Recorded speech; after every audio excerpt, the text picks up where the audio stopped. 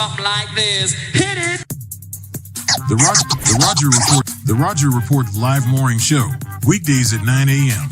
Say y'all, I was on Roger's panel a few times and I couldn't take it. The heat. I got out the kitchen. It was hot. I was sweating. I had to get out. He's Roger, and he's right. Check this out.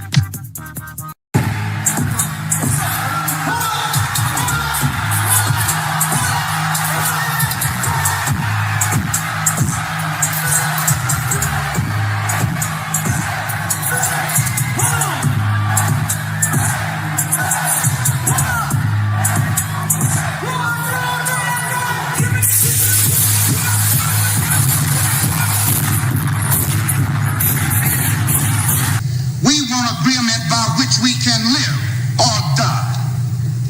You choose. I have spoken to you a lot of times in hatred and anger, and you have not heard me. Well, you had better hear me today.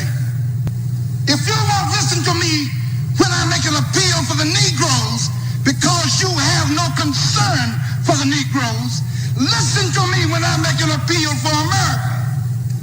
You claim you love America.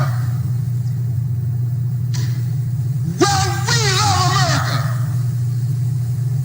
But you are driving us back and you are making a Samson out of us, and we are going to pull down the pillars. And then you think we have no right to ask for something? Is it too much to ask you to grant us human dignity? Should we be put down and shot to death for this request? If so, you can aim your guns. What the hell do you think we care about dying if you're going to deny us the right to live?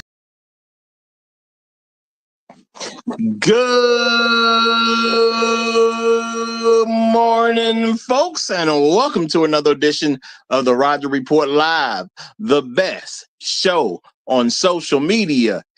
If you are new to the channel, go ahead and take a moment out to hit that like button, because this is where you're going to find the best content on social media, and you don't have to worry about it because you're going to have me right here to make sure that happens. And if you've already been coming to the channel for a while, then go ahead, hit that like button, because you already know what time it is. And you know that this is where you're going to get the best content on social media. It's not a mystery to you at this point. You've seen other people do it. You've seen other people do it well, but what you have not seen is anyone do it quite the way I do it. So make sure you hit that like button, and everyone, yes, everyone, take a moment out to share the content, y'all. There are so many people who need to get great content like this, and it's just a small thing you can do to help the world be a better place. And isn't that what we want at the end of the day? Don't we want the world to be a better place? Of course we do. So share the content out. Share it through your social media. Share it through word of mouth, or even text someone's phone. But do what you got to do and help spread the word. All right. All right, folks. We are back with another interesting episode. But I mean, of course, all the episodes I do gonna be extremely interesting. But we're gonna look at this idea. Okay, and we're calling this "Are Black People Traumatized?" Because there is an idea amongst certain folks who believe Black people are traumatized. Okay, this is a belief that's out there. Okay, that Black people are traumatized. Now, okay, we're gonna get into this. But before we get into it, we first want to give a shout out to people who make things happen around here, because I can't do it the same way without those folks. Yes, those people are the people who financially support the channel. Okay, I appreciate everybody who gives views, because that's all important. Okay, I appreciate the watch hours, y'all. I appreciate everybody who hits that like button. It matters. That like button matters, y'all.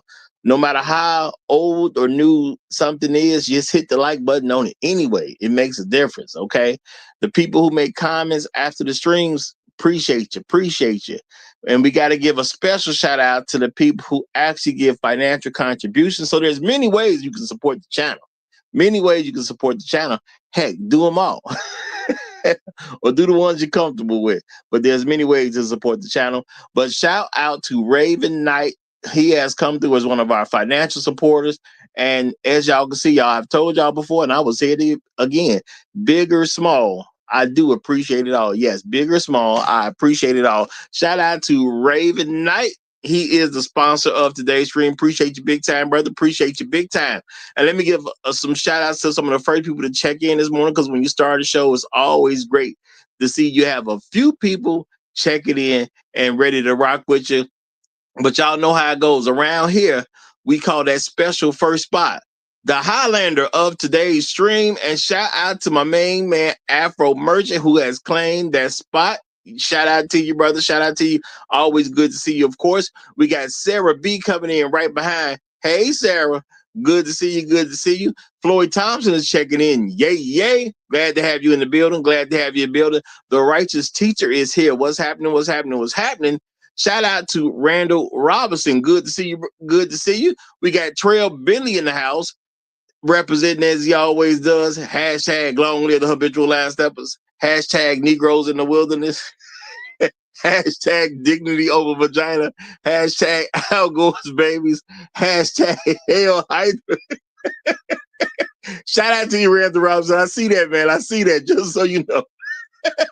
And shout out to Terenzo Jones, who's here. Good to have you, brother. Good to have you. Jay Bay has checked in. Glad to see you. Glad to see you. All right, folks. We're gonna get to this thing about Black people being traumatized. Now, I think I'm gonna have the more controversial opinion and say that as a collective, yes, Black people in America, FBA people here in America, generally are not traumatized people. Okay. Now, I have my theories on why people want to believe they were traumatized. I do get why people will push a certain narrative about us being traumatized. But are the majority of us traumatized people? I'm not going to say that the answer is yes, not today. Were the majority of FBA people traumatized in the past? Now, those some serious arguments that we can put toward that. A lot of folks kind of, sort of, yeah, absolutely traumatized in the past. Now, do you have to go that far for a majority of us to be traumatized? Depends on how you look at it. I know for Black men, I can definitely see how the majority of Black men have been traumatized as you go into the past. Now, a lot of folks, they say, we like to start at slavery the people who come up with the traumatized narrative, they like to start in slavery because of how things were at that time. Black men were definitely traumatized way past slavery. Let's keep it real. If you living through Jim Crow as a Black man, is it likely that you would be traumatized? Yeah. There was some trauma going on. There was some trauma going on with some people. Now, the thing is, how do you respond to the trauma? That's one thing. Doesn't necessarily mean you weren't traumatized because you responded well to trauma. But I would say that you could make serious arguments that, the average Black man was traumatized. Now, was the average Black woman traumatized? I don't know that the evidence is truly there for that. Okay, I don't know that the evidence is truly there for that. Again, because when you come out of slavery, you immediately go into Jim Crow, and Jim Crow, lasted to it. You can't say it did last to at least 1964, because on paper it was cool up until 1964. That was when they signed that Civil Rights Act. So it was cool even on paper all the way up to that point. Now, have people been traumatized since that point? Yes, I do believe some people have been traumatized since that point because of certain things that happened to them. And do keep in mind, everyone isn't traumatized over the same events. Okay, now I'm a person that literally had a bunch of people try to kill me. Okay, I have been in a coma for a long period of time.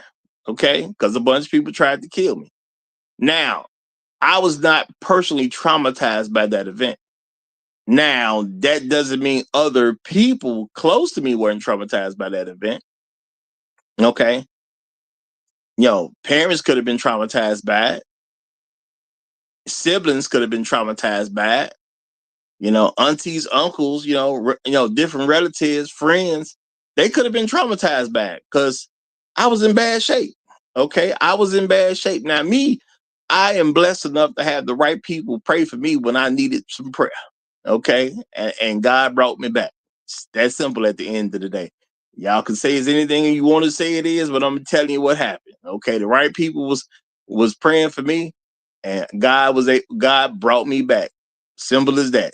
Okay. I'm a very blessed individual, very favored individual. And I do understand that and I appreciate it. Okay. But I know God be hooking me up. I know that. Okay. So, you know, it ain't just me. He do a lot for me at the end of the day. He do a lot for me. So now a lot of people could go through an experience like that and be traumatized. I'm not gonna say that wouldn't happen, especially if you ended up as bad a shape as I was in when it happened. Okay, that could traumatize a lot of people. But I'm just saying that to say everybody's not gonna necessarily be traumatized by the same event. There are some people that can go through something and not necessarily be traumatized. Now you have people who've been to war. Is war traumatizing? It definitely can be. Okay. It definitely can be. So you got to think about that. All right. You got to think about that. And shout out to Lorenzo Jones. I see you, Lorenzo. I just want you to know I see you, brother. And it's 43rd. Okay, it's 43rd. Not 49th, 43rd. But I see you, my brother. uh, but yeah, people can be traumatized for different things. Now, I'm gonna say it doesn't take much for some people to claim trauma. All right. It doesn't take much for some people to claim trauma. People can claim trauma basically off anything. Okay. You can claim trauma on pretty much anything. You go through a bad experience. If you say it traumatized you, the thing is, how do you argue with somebody whether they were traumatized or not? Okay, for example, you're riding in the car. Okay, you was involved in a car accident. All right. Now I've been involved in a car accident. First one I was in, I was a kid, and I remember some car. We were crossing the intersection. Some car just wouldn't stop, ran dead into us. Now I'm in the family car, the family's in there, we going somewhere or whatever. I think we was going to church. I think that's what we was doing as a family. We was going to church and then somebody hit us. And I saw the car come and hit us. You know what I'm saying? Now, a lot of folks that could be traumatized. Okay. Did it traumatize me? No. But there are people I've seen who've had accidents. And then when you see how when they get on the street again or they go out or you're driving and you make a move or whatever, you see them react. You can tell there's been if you pay attention, you can see that there's evidence of trauma. It may be very small to you, but they may have a bigger reaction because they've been in some accident that traumatized them. So trauma can come from all different places, y'all. It can come from all different places, all different events. So I'm not saying Black people cannot be traumatized. But when people say, well, Black people are traumatized, when they're talking from a general perspective, a lot of times they're speaking from the perspective of Black folks been through slavery, so we are in trauma right now. All right. Now, there may be some people who are actually trying to use this as a good idea to help. I'm not going to throw that out the window. There's some people who are going to use this idea with malice. There's some people who are going to try to use this idea from a positive standpoint because they don't have malice against Black folks. They're even trying to be helpful to Black folks. So they're trying to figure out the best way they can to help Black folks. And I think, things like reparations talk and what should happen for Black people and things like that. People throw the trauma in thinking if you say Black folks are traumatized, somehow we'll get a better result. I do believe there's people who believe that if they say Black folks are in trauma, that possibly we'll get a better result if we get something from things that have happened to black folks. So I don't think it's necessarily in malice. Now, is it a real thing at this particular point? Well, see, this is the thing. I can't stop people from claiming that they felt some type of trauma. Okay. I mean, it's too easy to say you've been through trauma. And then if you know how to move, you can actually, even if you weren't traumatized, you can act like you in trauma, just having reactions to people. There are some women who they sought out abusive relationships. Yeah, I said it the way I meant it. They sought out abusive relationships. Okay. Now, my personal theory, why do some women seek out abusive relationships? Well, because they mama liked abusive relationships, and they probably was around some dude that was abusive to their mama. And I'm talking about physical abusive. And they took some stuff out on kids or whatever. When you start putting all these random guys into the homes of other people's children, sometime it ain't gonna work out. But there's a lot of black women who like guys who are quote unquote dangerous, or like what they call the bad guys, or whatever the case is. So they seek out men who would physically harm them. Now, as a child, a girl could watch this as she's growing up. Okay, and she think that's the way love is. I was almost blown away by the time I found out that that women have a saying, they've been saying it behind men's back for we don't know how long, that if you don't slug her, you don't love her. So women have this, there's plenty of women with this deep down belief that if a woman if your man loves you, he's going to hit you at some point. Now, does it make some level of sense? Well, if you think about it from a disciplinary standpoint, because some people got hit when they were children for discipline purposes, for discipline reasons, and maybe that woman is still looking for a parent. Okay, a lot of black women out here looking for a daddy.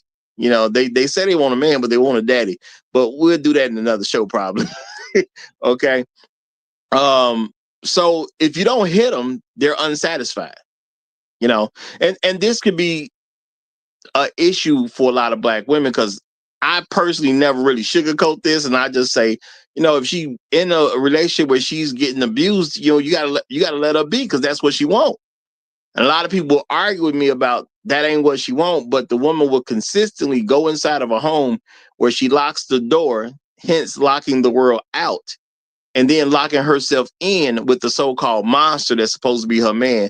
And he's supposedly a monster because he hits on her. Now, I don't know how you a monster, but somebody keep going to get hit by the monster. Like, it don't make sense to me at all that you would show up on a regular basis so the monster can hit you when you got keys. Okay. I can understand somebody throwing you in the place so the monster can get you and you can't get out. But when you got keys, yeah, that's not honestly an abusive relationship. Well, we can call it abusive relationship, but for the person who's involved, that's what she wants at the end of the day. That's what she wants. Now, is a woman who do women who seek out abusive men, are they going through trauma? Now, I'm pretty sure you would have experts say that they are going through trauma, and that's why they seek out abusive men. Now, I'm going to say they're not going through trauma because they're looking for it. If you really been through some trauma and it really affected you in a negative way, I think you would be avoiding it. That's my theory. You would avoid the thing if it really was traumatic to you. Okay. Because remember, different events can be traumatic to different people, but everybody who goes to that event is not going to necessarily have trauma. Okay. Some people literally tried to kill me. I don't have trauma because of it. Now, I understand I'm a very blessed individual. I'm not saying that's credit to myself. I'm giving God the glory on that one. Okay. Well, on plenty of stuff, but I'm definitely giving God the glory on that one. But I'm not in trauma about it. Okay, I don't go outside thinking I'm gonna be attacked every single day. That's not the way I live my life. Okay, I'm not afraid to go to different places because something happened to me on one occasion. That's not how I live my life. I pretty much do what I want to do, go where I want to go. Okay, it just is what it is. Whatever in reason. If I can afford to get there, I can get there. It's that simple at the end of the day. But I pretty much go where I want to go. Okay.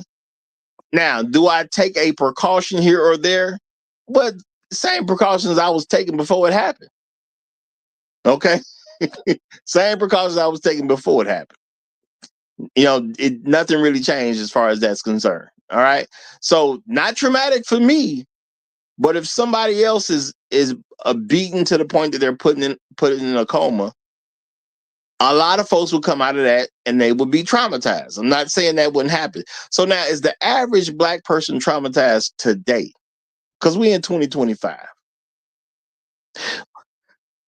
I'm gonna say this, y'all. It's hard for me to buy into the fact that the average Black person is traumatized today, because the things that people referred to that would have traumatized Black folks, we didn't actually go through the experience.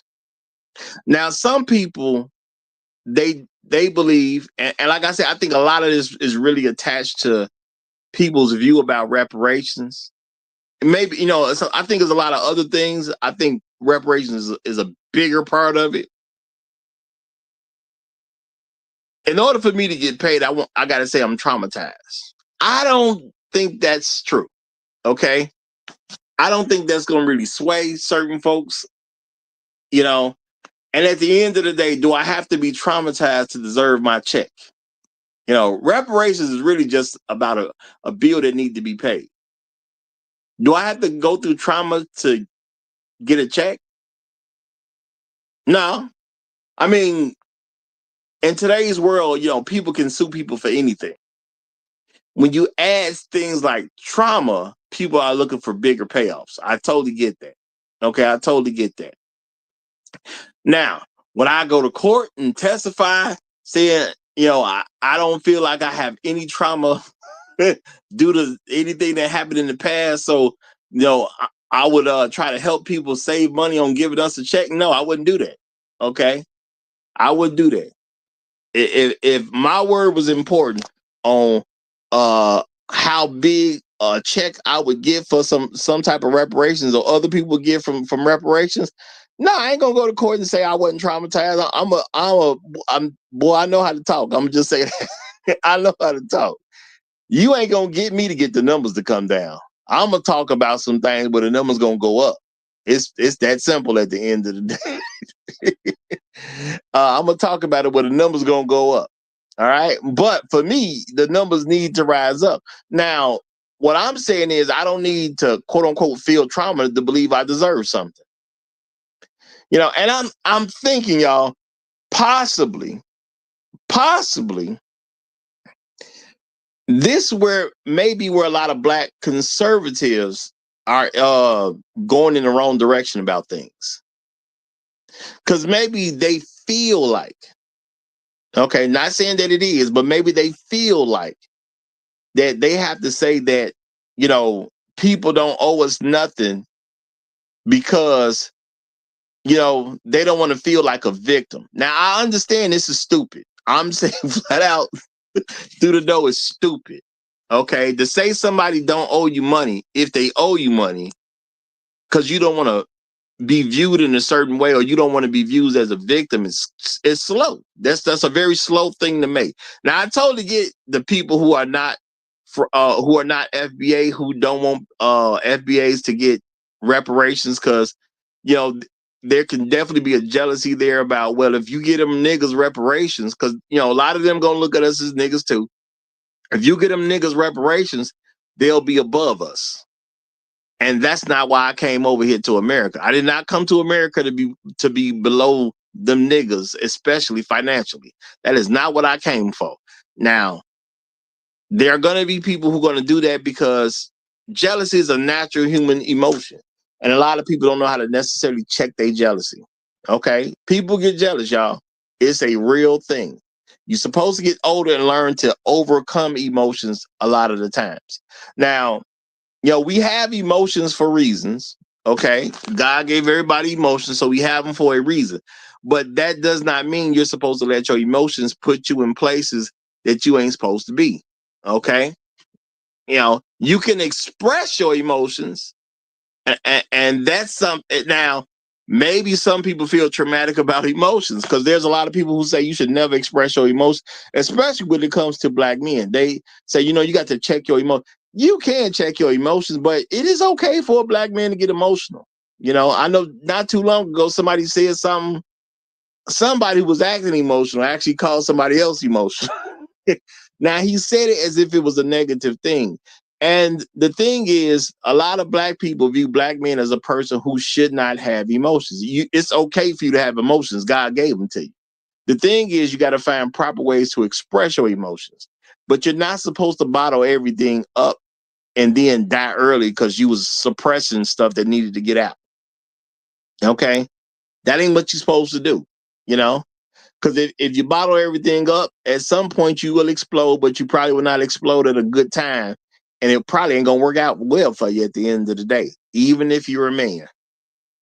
Okay?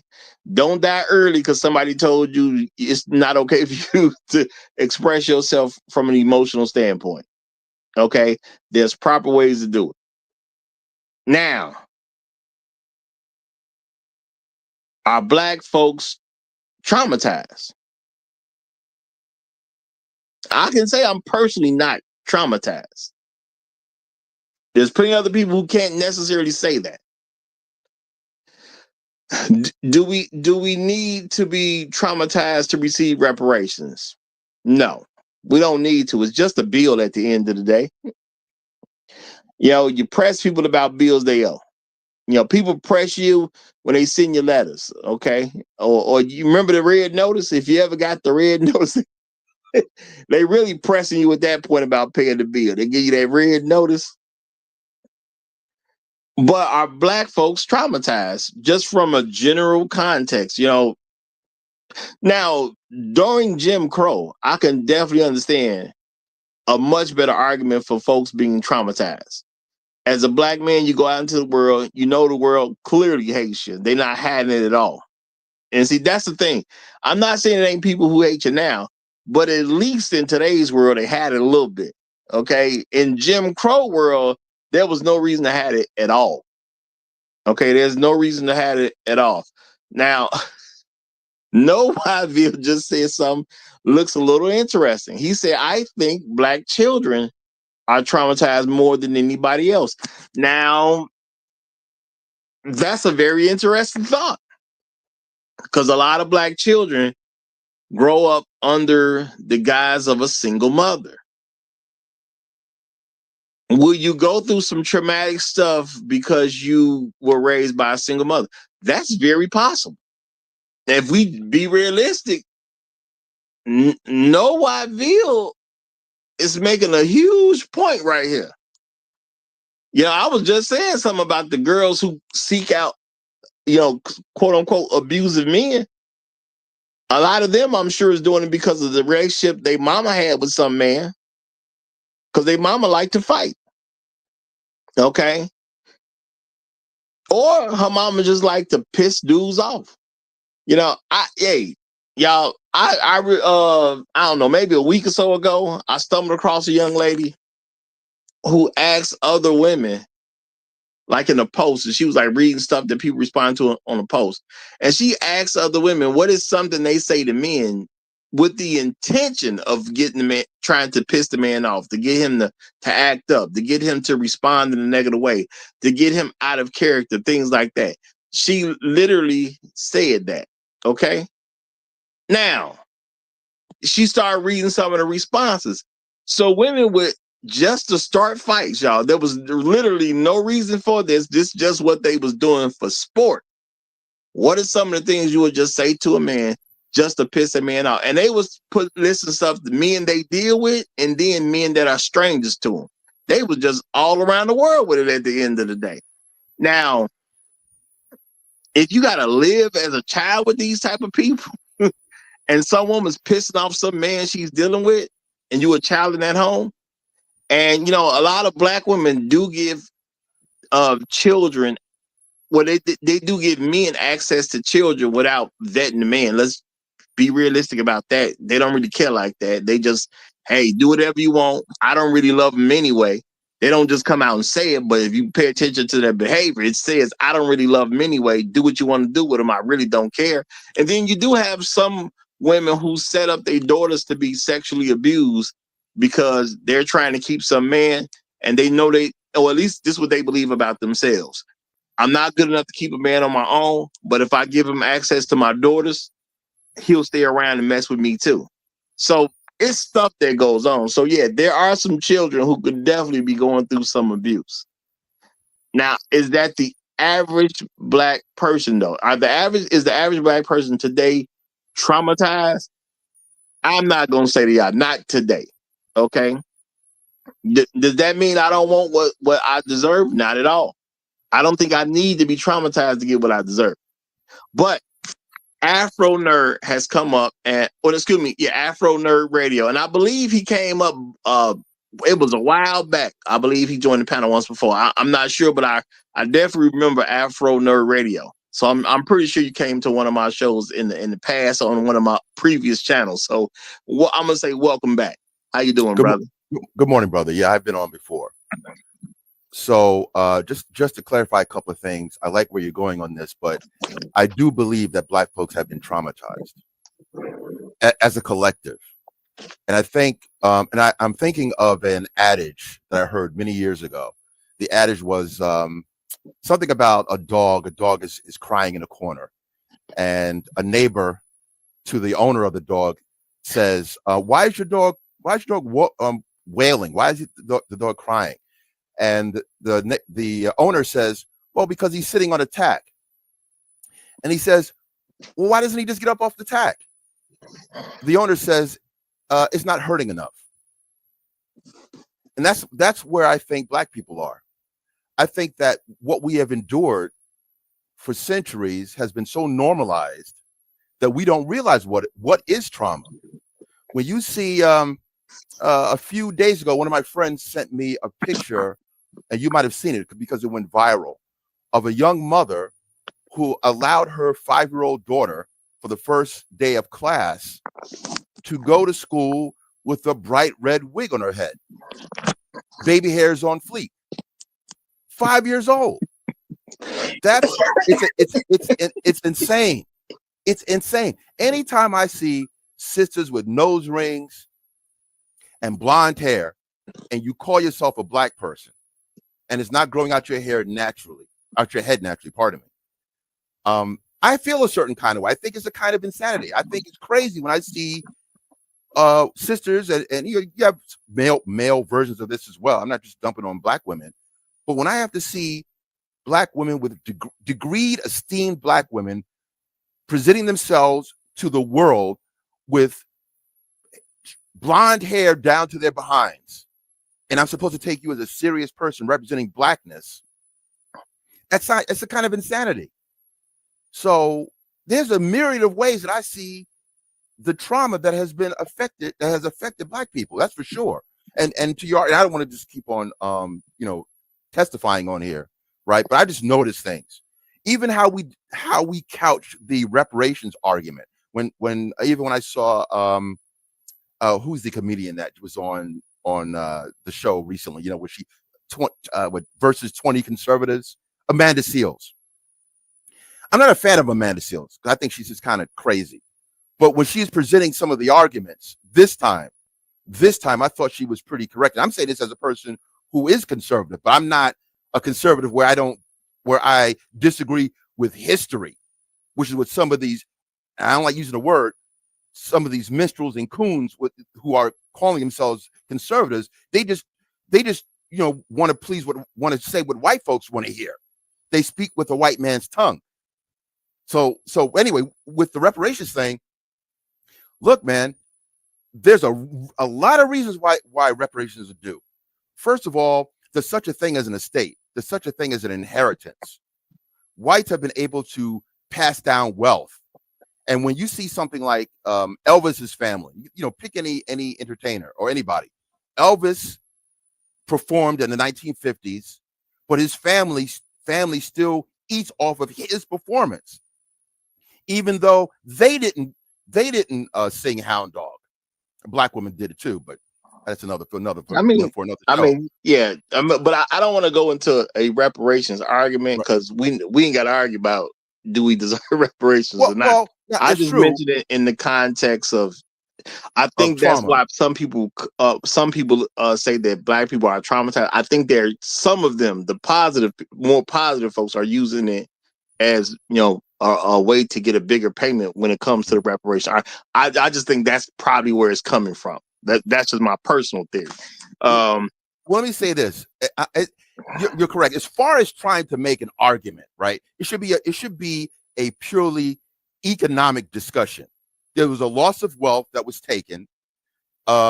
We clearly saw that there's the belief that when something is taken, you get paid for that. Because if that was the case, then why did the slave owners get reparations? Yeah, we were the property. We were the plow. We were the plow and the shovel. What the thing? I'm not. Yeah, but I'm saying is I'm not trying to argue on should we get reparations or not. I'm trying to stick more to the trauma. I'm just saying I do believe the reason they brought up trauma about Black people as a whole have been traumatized is for the reparations argument. I'm not going to argue whether we deserve reparations or not. Not today anyway, because I'm definitely on board with that. Now I'm gonna say this. Now I hadn't seen the 5-year-old go to school with the red hair yet. I ain't seen it yet. You don't want to see it. You don't want to see it. It's sad. I'm talking about a full blown sexy red style wig at 5. I mean, I can believe it easy because I think Black women just do a bunch of crazy stuff because nobody checks them. You know what I'm saying? So this is part of why I don't believe they're traumatized. They get away with just about anything. From a large part of our society don't really do anything to Black women. If they have children and they can't pay for the children, they will get food stamps, cash allowances, a place to live, all kinds of stuff. There, you get a job easier. I found out you can go to college easier. They make all kinds of things for Black women who have a child and claim, well, I don't have no help. So the government will step in and help them in all kinds of ways. I don't see that as trauma. I see that as a person doing stuff because they can get away with stuff. And when a person can get away with stuff year in, year out, they just try more stuff because we were all children. As a child, you test your boundaries. And that's just the way it goes. You see what you can get away with. You see what you can't get away with. Depending upon who's raising you, some people gonna test more boundaries than others. I had a certain amount of freedom as a child, but because of the things my parents to do, I would only go so far. Now I got other people that was my friends that would go way further than I would because they didn't have to answer to nobody. And that's just what it was at the end of the day. So I think negative behavior of Black women is just proof they're not traumatized. They're used to getting away with stuff. I mean, even with the Sha'Carri Richardson situation that just recently happened, she did everything she did. Okay, matter of fact, I put a link to that in the description. I meant to, but I believe I put a link to that in the description where that was talked about a little bit, where she thought her grabbing on a guy, pushing a guy, and basically trying to fight a guy in the airport was just gonna go without a problem at all. Like, it's cool, I can do that. It's just a nigga at the end of the day, because a lot of Black women look at Black men as niggas too. So it's just a nigga. It's not that big a deal. And she figured that I can even get away with this in the airport, which is crazy work when you think about it. Because if you're gonna fight, the airport is not the place to pick. Okay, but she did it, and then when the cops showed up, she really thought that they was gonna end up taking dude, and she said it herself. But I'm a woman. Now, is she traumatized, or is she just used to the idea that Black women can get away with just about anything? Everything you said, and let's have a real discussion here, right? Everything you said is indicative of trauma with this woman. She has trauma on her face, and that goes back a couple of years ago. I am called the Afro nerd not just because of a brand, because I observe things, right? Very Okay. analytical. And I'm not saying this to be kind of, I'm just telling you how I feel and how I think, right? With Sha'Carri Richardson. First of all, her name is Sha'Carri. I'm going to say it. Some of these names already, I don't date women with names like that. LaQuisha. Some of our brothers with Jaquan. Well, Have we seen? I When don't you want go to to go a in on dentist, people's. Hold on, I don't want to go in well, on people's name because that's something it's you don't have trauma. control over. You, I understand it, unless you're gonna change it as an but adult. You know. but trauma is something you don't have control of. That's the definition of trauma. How we even name our children where we can't get a job is traumatic. But let's take on Sha'Carri Richardson, right? A few years ago, we did remember this woman almost lost her Olympic gig because she was caught smoking pot, and then I think her mother died.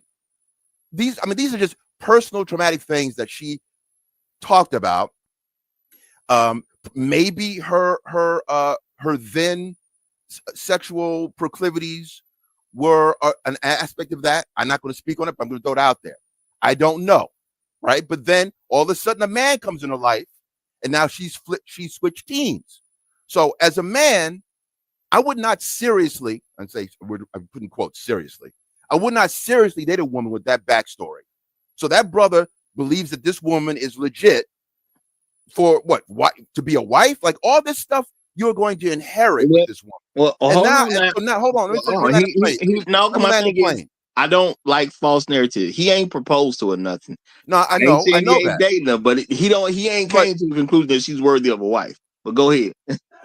right, I said Sha'Carri. I think she does say Sha'Carri. I think she does Sha'Carri. I said Sha'Carri. Okay, so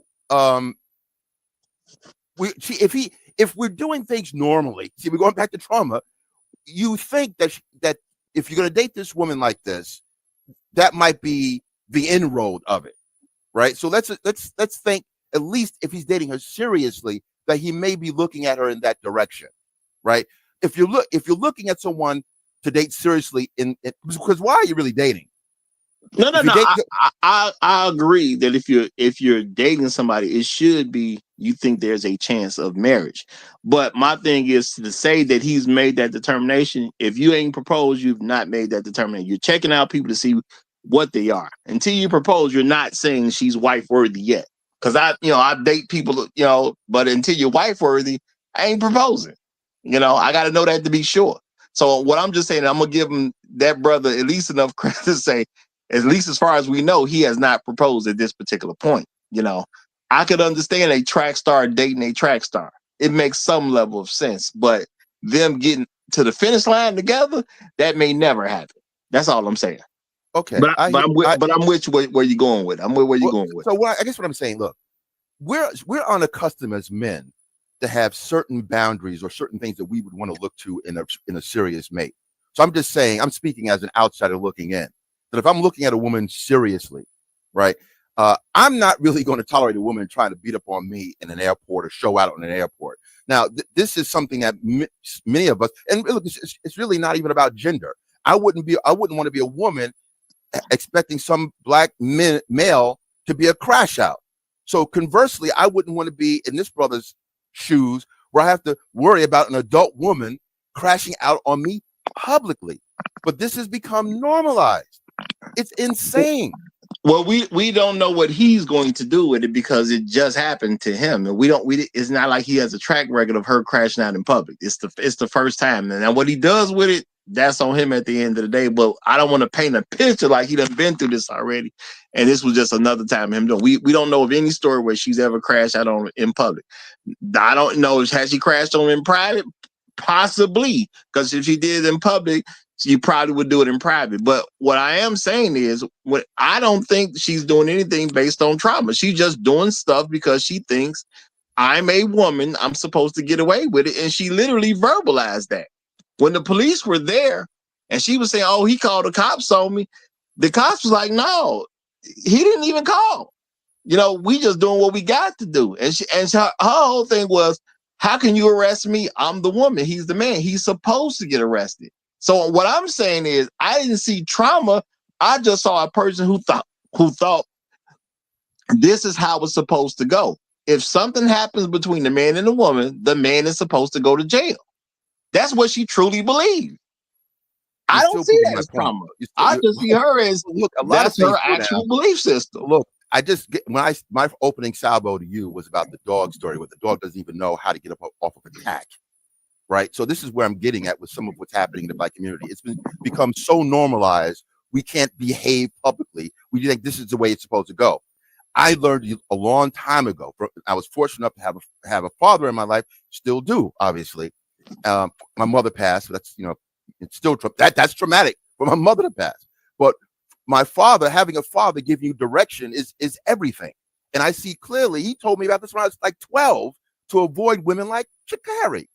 I mean, I would never date a woman that you could see crash out on her face. I understand that, brother, but and we got to talk honestly. Why can't we talk? No, honestly? we are talking honestly, but today's subject is about trauma, and what I'm saying about Sha'Carri, however her name is pronounced, what she did, I didn't see as a reaction to something else. She just did stuff because she thought she could get away with it. She literally verbalized. She told me what her belief was when she said what she said.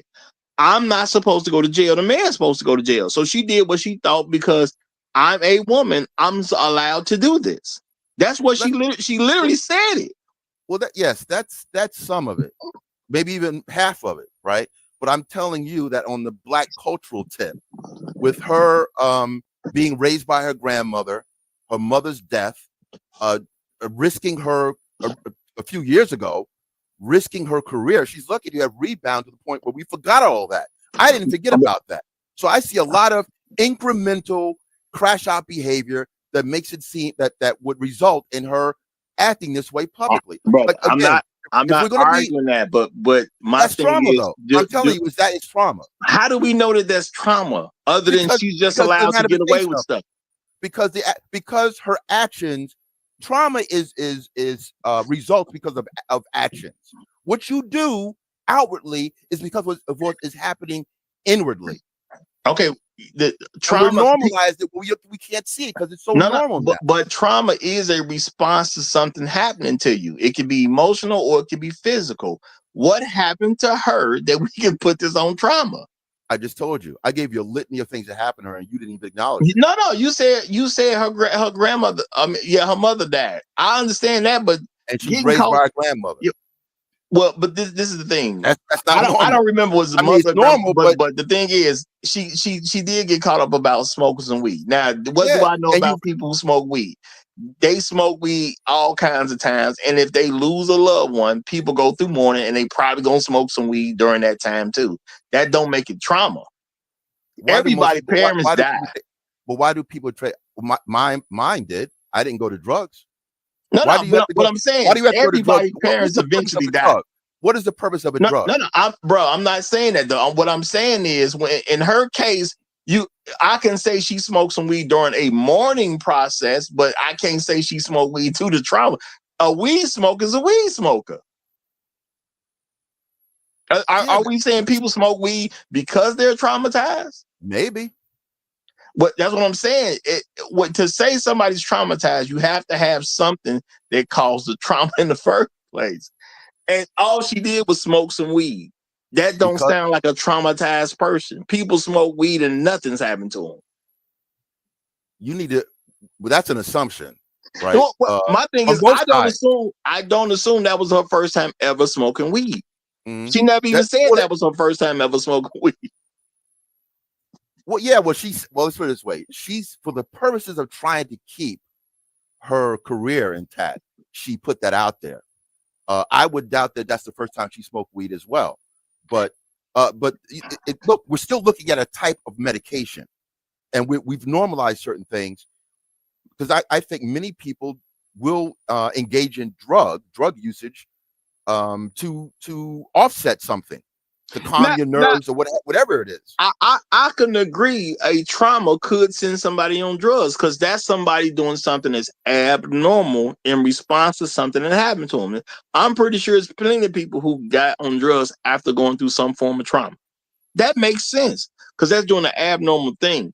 Weed is not an abnormal thing. It's just smoking weed. At the end of the day, people have been smoking weed throughout history. You see what I'm saying? It's a plant at the end of the day. It's not even an actual Well, we're going to chemical. disagree on that, but I hear what you're saying. I agree that it's been done through history, but it's only been recently, after many years, legal.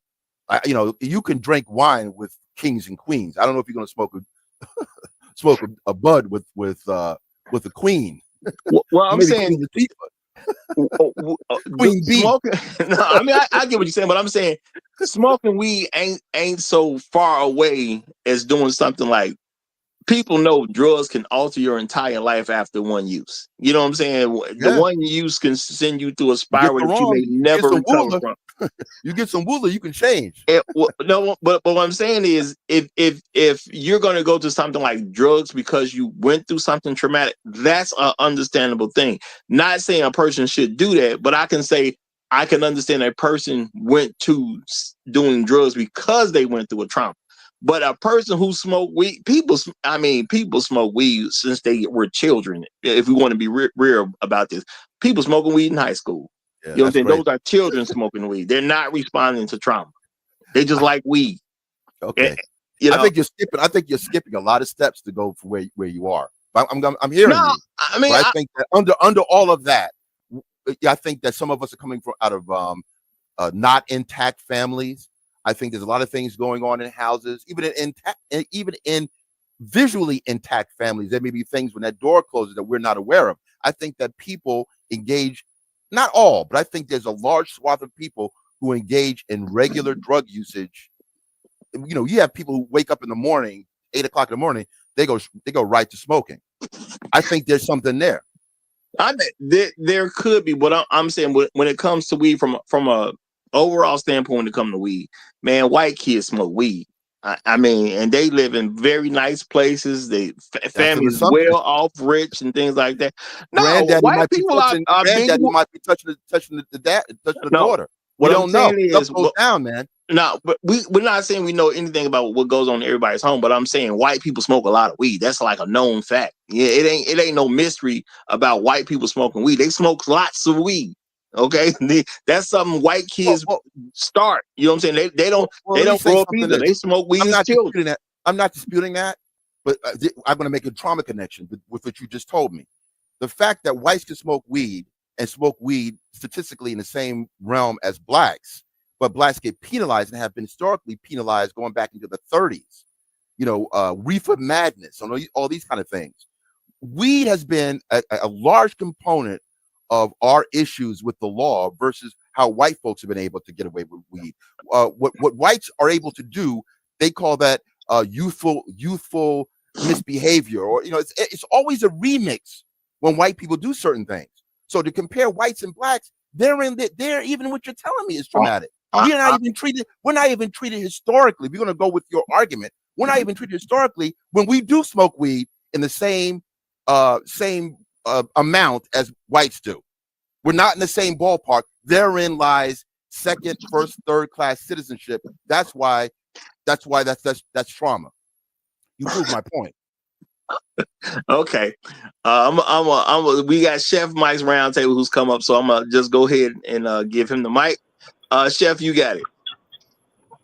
Good morning, good afternoon, good evening, Roger. Wherever you happen to find yourselves on this Hump Day Wednesday.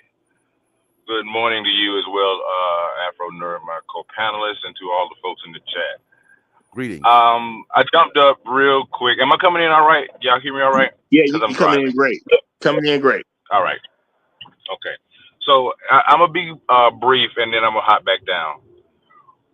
What I think we're calling trauma, I in my opinion, let me definitely lay it out like this.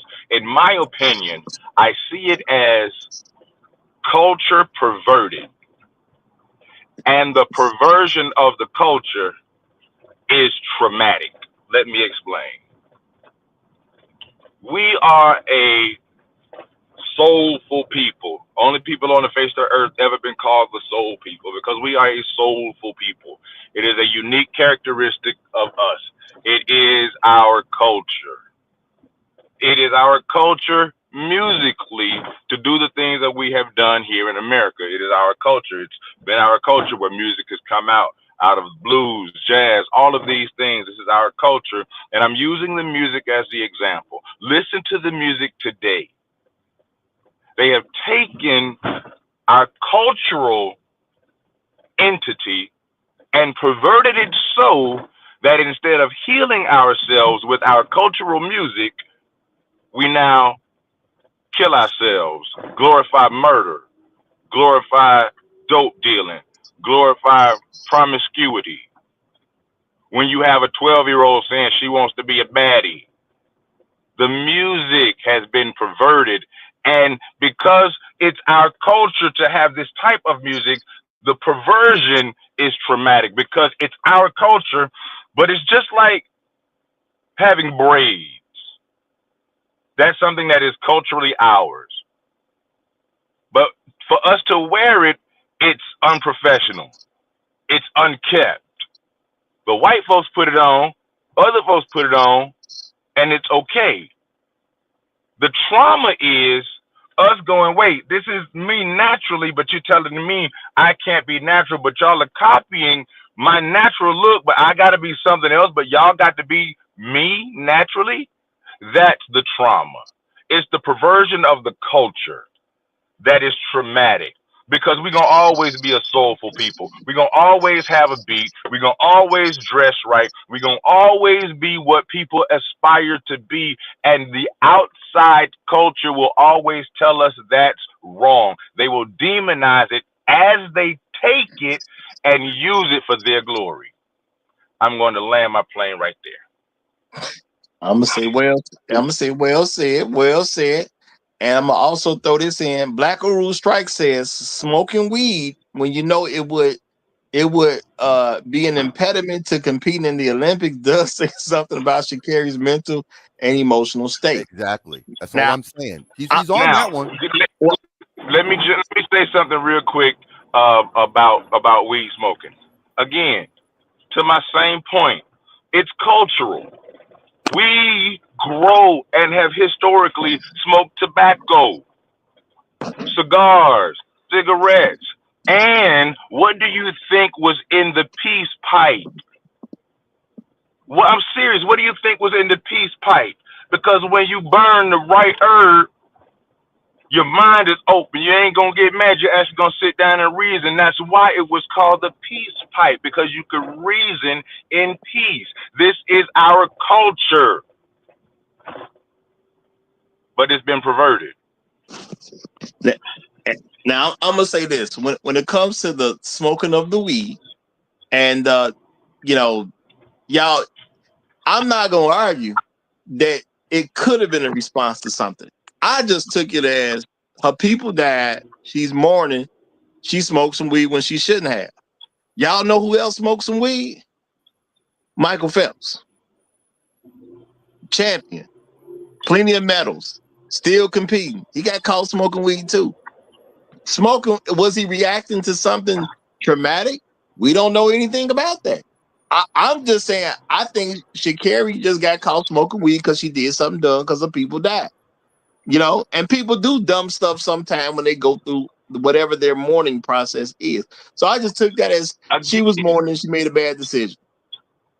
I don't think that it was a bad decision. See, culturally, this is what we do when we mourn our dead. We burn tobacco. We smoke herb because it creates a puff of air, a cloud.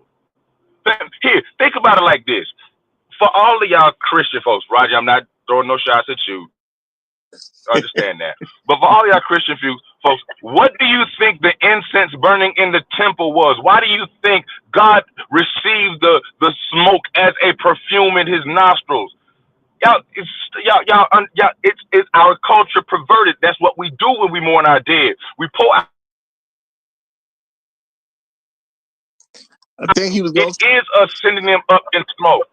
That is our honor. That is what we do. Now, because she's an Olympic athlete, all things are lawful, but it may not have been the most prudent gesture. I'm not holding anything against her for smoking. No, all things are lawful. It may not have been the most prudent gesture, but I ain't got no problems with her burning the herb for Chef, real. And I'm so serious when I say that.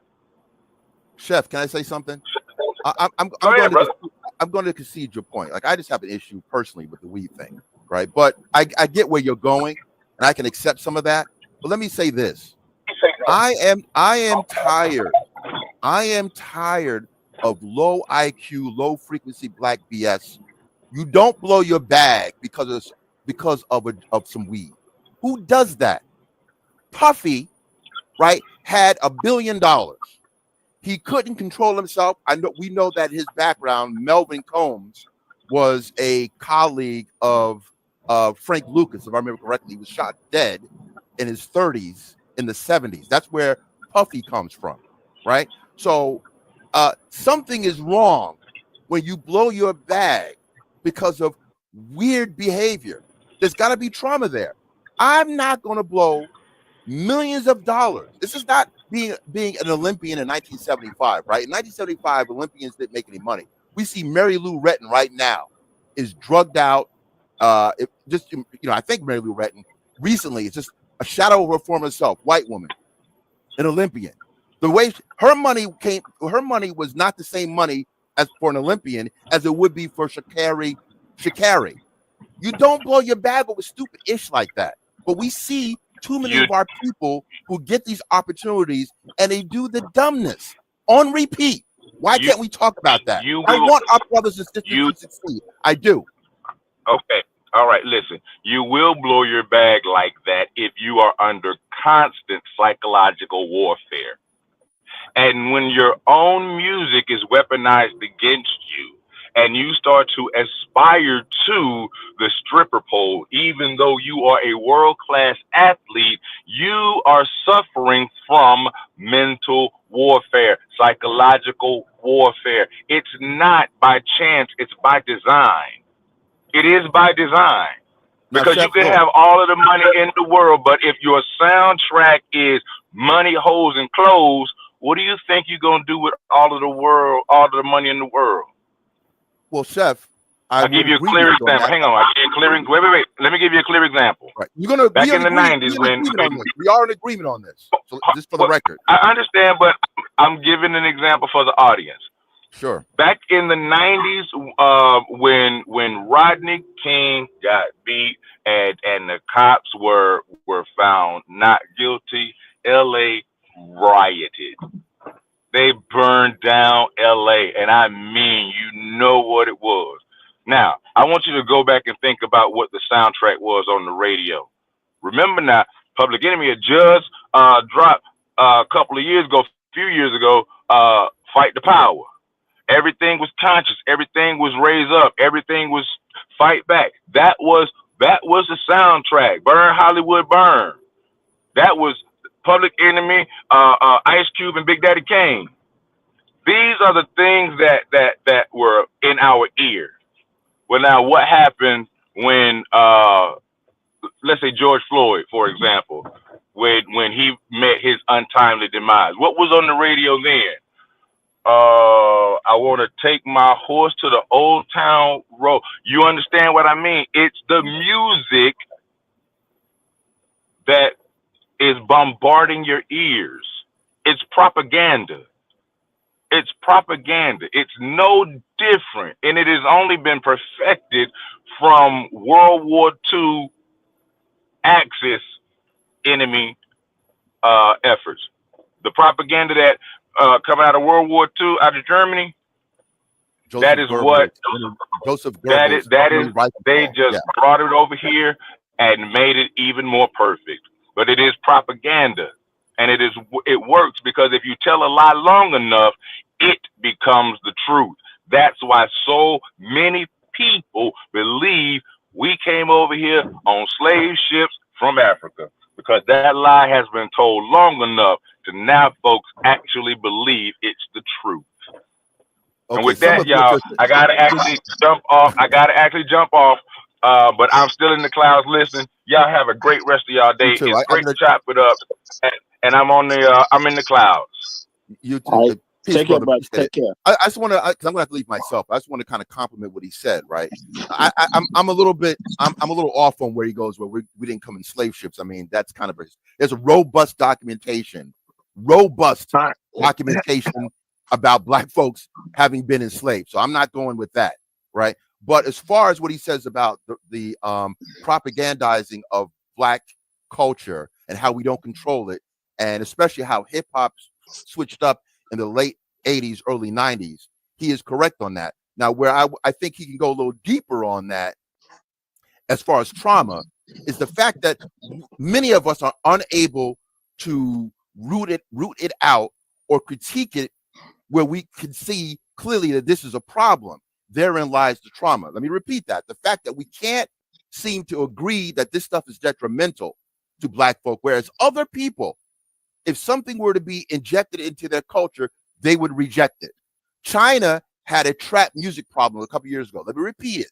China had a trap music problem. The Chinese children were listening to trap music, and the Chinese, the government, decided to shut it down. They said, we're not going to allow this filth to affect our kids.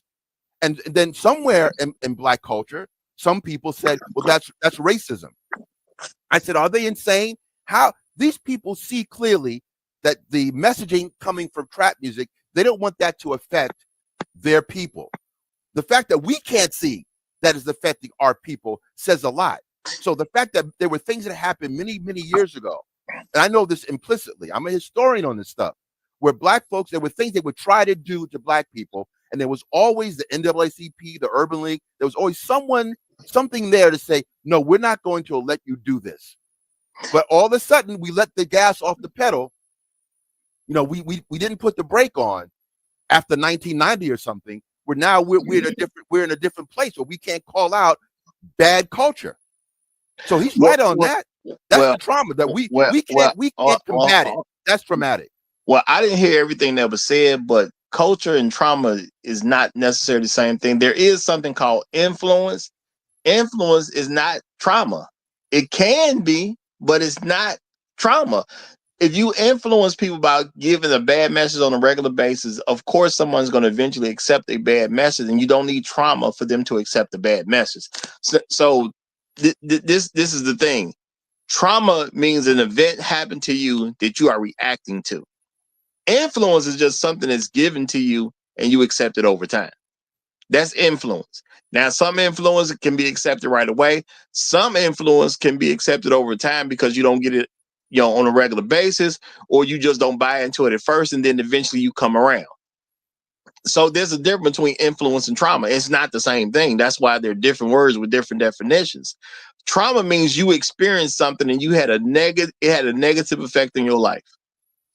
Is the average black person going through some experience today that put a negative effect on your life?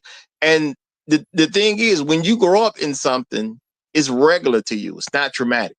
Now, what white folks have done to black folks in this country, everybody listening to me, when you were born, the stuff was already happening. You didn't react to it as a trauma. It was presented as a normal thing to you because that's what you grew up with. Now, if somebody, quote unquote, lynched your cousin, now you may have trauma because your cousin got lynched because now it hit close to home. I can totally understand that. But what has been going on ain't traumatic to you. It's just normal to you. I know as a regular black man that white people as a group of people are just not a good people. Trauma didn't make me come to that conclusion. It's just paying attention to what was going on in life made me come to that conclusion. That's a group of people that like to kill, steal, and destroy. Now, me personally, I have to judge every white person from an individual standpoint, because if I take them as a group, I don't want nothing to do with them. That don't. I wasn't traumatized because I ain't scared of white folks. I even know some white folks. Okay, I ain't gonna say I got a bunch of white friends then, because I don't. Okay, but I know a couple white folks in my regular life. There's some good people at the end of the day. Okay. Heck, we got a couple folks in the chat, and I understand folks in the chat is a little bit different, but I know a couple of white folks in my actual life that I can say are good people at the end of the day. So what white people has done has not traumatized me, because I don't look at the white people that I do know and say, oh, these just got to be terrible people because what all these stories I heard about what white people do. No, I'm not traumatized by it. It was regular. I grew up. White people that can't be trusted as far as a group is concerned. They do a bunch of nasty stuff. They do a bunch of evil stuff. I know that's just who they people are at the end of the day. But that don't mean I'm traumatized, because again, I can get around a white person and judge that white person for who they happen to be, not for who they people are. But Shark Sims has just come up, so I got to give him the mic. Shark, you got it, my brother. Hey, peace out, Roger. Well, I want to say happy Wednesday to everybody. Peace to the chat, peace to the panel. Thanks for having me up. It's a shame that you didn't get to hear everything that Chef Mike said, because the way he put the mayonnaise on the bread, it was beautiful.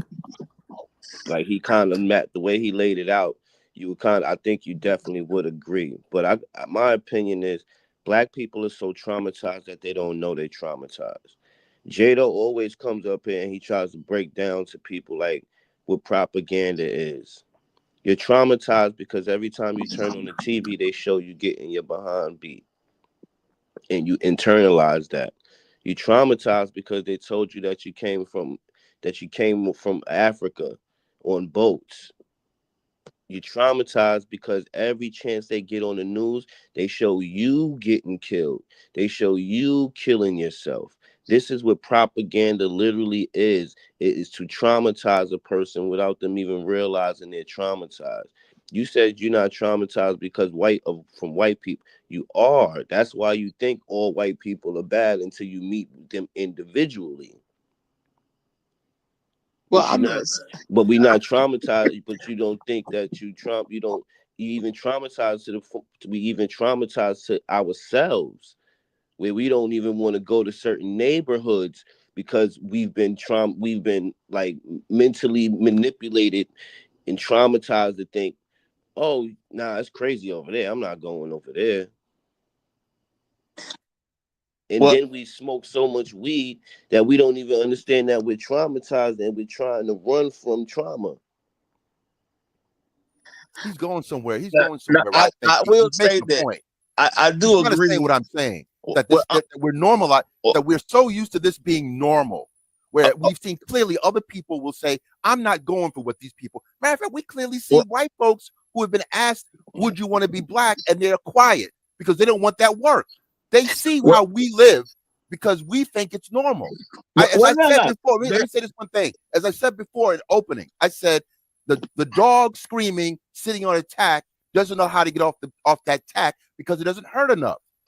That's what I'm Now, talking about. We've made it normal. okay, no. There are some things that's no. If something is occurring on a regular basis, it is normal. It's not. That doesn't necessarily mean it's a good thing because it's normal. But bad Trauma. things, bad. No. It's You're not. No going bad around what things. trauma is, man. You're Bad going around things. No. bring around Bad the rosy. things. Bad things do happen on a normal basis. It's not bad because it's happening normal. It's Oh, not come on, good man. because it's happening normal. Trauma. That's No, no. trauma. Trauma is not about a regularity of something. If anything, trauma is an irregular thing. You'll go through trauma because something is irregular, not the fact that it's regular. And at the end, and like No, I said, no, my thing is, hold Roger, on, you're off my on my that thing one. is this. Man, I'm not saying all white people are bad. I ain't gonna never say that. But not even as a about group, that. but they are as a group, they're a group of bad people because that's what their record shows. It's not me putting a judgment on them for no reason. No, they have a track record. And when white people get together and do things as a group, usually it's something terrible to somebody else. Or they'll do something terrible to a different group of white people. That's just their track record. My thing is, as a group, I ain't gonna mess with them like that because their track record is terrible. That's The just me track making a record of wise enacting decision. trauma. But Their Roger, track record of enacting trauma. literally the effect of something negative happening to you. I totally understand that. And my thing is, anything negative can make somebody go through trauma. I'm not gonna say that's not a real thing. Anything negative can make somebody. You know what I'm saying? I said somebody had a car accident. I know somebody who's traumatic over a car accident. They had years and years ago, but it still affects them when you see them get into the car, you see how they drive, or if you're driving them, you see it affecting them. The trauma is there. Okay. Now, when something is normal to you, you don't even recognize it as trauma because it is normal. It's not an abnormal thing. Trauma comes from something that you don't expect to happen. It's abnormal to you. When you grow up in it, it's not trauma. Can I ask you a question? If it's normal, how is it trauma? Can I ask you a question? Go ahead. You move to a bad neighborhood for the first time. You hear gunshots. It's traumatizing. 3 years later, I come to visit you. I'm like, yo, what's going on, Roger? I'm sitting there. I ain't never been in that kind of environment before. I hear gunshots. I'm hitting the floor, and you laughing at me like, damn, what you doing? You all right? It's down. It's 2 blocks down. You have been traumatized to the point where it's regular to you now. No, I get what you're saying, but I'm gonna say this. When it comes down to it, yeah, the person who jumps on the floor. Now, see, the thing is, if you hear some gunshots and you jumping down again, like if you if you heard gunshots on television after visiting this bad place, yeah, I can say that's an evidence that that person was traumatized by the event of the gunshots happening in the neighborhood. Now, the thing is, if I'm used to hearing gunshots, no, it's not trauma because I'm used to it.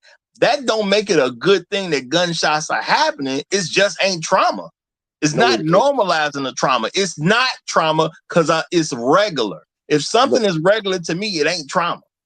No, Roger. See, I understand you missing the point. It is trauma. It's just you're not now. You're used to the trauma. It's like beating a dog, and then you beat the dog so much that he used to the beating. I'm jumping on the floor when I hear gunshots in real life because You it's and me both. traumatic to me. Now the guy that goes to Vietnam and comes back and he hears a gunshot on the TV and he jumps on the floor, that's because the environment that he was in was so volatile that you had to be on point like that. Well, Well, you know, I'm saying that is him jumping on the floor when he hears it on TV. Now he done been to war. That's me seeing that he was traumatized by the war. That is evidence of his trauma. That's extreme. That's extreme trauma because he understands the effects. He didn't see the gunshot sound and somebody's head come off. You just hear the gunshot sound and hear ambulance and hear gunshot and hear the sirens and all of that. You two remember it's 2 blocks away. So No. it's differences to this stuff. No, it definitely is, because I've heard gunshots and I ain't do nothing because I know it wasn't nowhere near me. But then, say one time I was riding in the car, a young lady was driving. Okay, we piled up in the car. This is back in my younger days. Somebody come out shooting. Somebody I knew was messing with a chick that I guess was worth shooting about. Because some dude came up and started shooting over the chick. Now we leaving at the time. Dude come out the house. He pulled up something, started shooting. Young lady in the car, but she driving at the point. She don't take off. I'm telling her, hit the gas, get us up out of here. Dude is shooting. Now, my thing is, that's probably her first time ever going through that. Now, it's not trauma because she kind of froze when the shooting started happening. No, she just wasn't used to it at the end of the day. Now, if she hear a gunshot on a song, we listen to a song in the car, then she hit a gunshot and she hit the brakes, then I'm like, okay, well, that first event probably traumatized her. She's showing some evidence of the trauma. Trauma is something that is abnormal to a person. If you like kids who grow up in war zones, they're not going to duck over gunshots like that unless they hear it near them because it ain't trauma to them. That's what they grew up with. It's absolutely normal to them. That don't make it a good thing. Trauma, though, is something that's abnormal to you as a person. Kids grow up in war-torn countries. Can I say something to that? We have to be very careful when we talk about trauma and kind of minimizing it or using the term normalize. Like in other words, we know clearly that what has happened to Black folks, something has happened to us. Like we don't seem to want to really talk about it, but something has happened to Black people specifically. It's in the laws. There's a lot of data to show that Black people were treated differently from other people, right? That's the history of our culture. That's the history of the Black experience in this country, right? And there's something that many, and I say this as a conservative, this is many corny, minstrel conservatives and whites that always say, when you talk about the data, you just say, this is what happened to us. I can go into a library. I can go into slave narratives. I can go into all kinds of things to show this is the record of Black treatment, right? This is, I'm being real with you, right? There's a record that we've been traumatized, right? They will tell you, oh, you're just being a victim. Now, the issue with that, because it's really just it's just a gameplay, that you can't talk about data. This is the record. If I give you 2 + 2 = 4, you can't say, oh, 4. If you say it's 4, that you're a victim. It's data. Now, what I'm saying here really is Black folks weren't victims. We are survivors. That's perhaps the reason why Jewish folk have been able to kind of play on their trauma, because they are Holocaust survivors. But you're a victim. So what you're really talking about, Roger, is this is survival. Black folks, if you want to call it normal and everything's okay now, no, it's because we learned how to survive this. But that's not what I'm saying. I opened up saying years ago, there's a lot more reasons people could say they've actually been through trauma, because they actually been through a particular event. Yeah. And I also said every event doesn't affect people the same way. So something that could cause trauma to somebody else won't necessarily cause trauma to me, but something that causes trauma to me ain't gonna necessarily cause trauma to somebody else. Now I'm gonna just deal with this real quick break. Bobby Price said, battered women syndrome is Stockholm syndrome. Where do you internalize that trauma as if you deserve it? And I'm gonna say to Bobby Price, now I don't remember your name because I've had multiple channels. I actually did a show on Stockholm syndrome. No one in the psychology world would sign off on Stockholm syndrome as a real thing. Nobody would. That's what I found out. It's just a theory people have. There is no such thing as a battered woman syndrome. There, as far as I know it to be, if you go to the home where the man beats on you, that's the activity you like to do. There are plenty of women who want to change a man, and they want to change the worst of men. So if they can get a guy who beats on them to act different, for them, that is victory. That's them taking on a challenge. Roger, can I say something? I want you to answer this question. Go ahead. So there was a special on Keenan Wayans, the comedian, and he had his DNA checked. I think it was Henry Gates. Henry Gates has the DNA genealogy thing. And they found out that one of his ancestors had escaped slavery, right? The ancestor was owned by a wealthy governor, right? So, but somehow there was an abolitionist that were able to take Keenan Wayans' ancestor and take him away from slavery and have him live in Canada, right? So he's away from his master.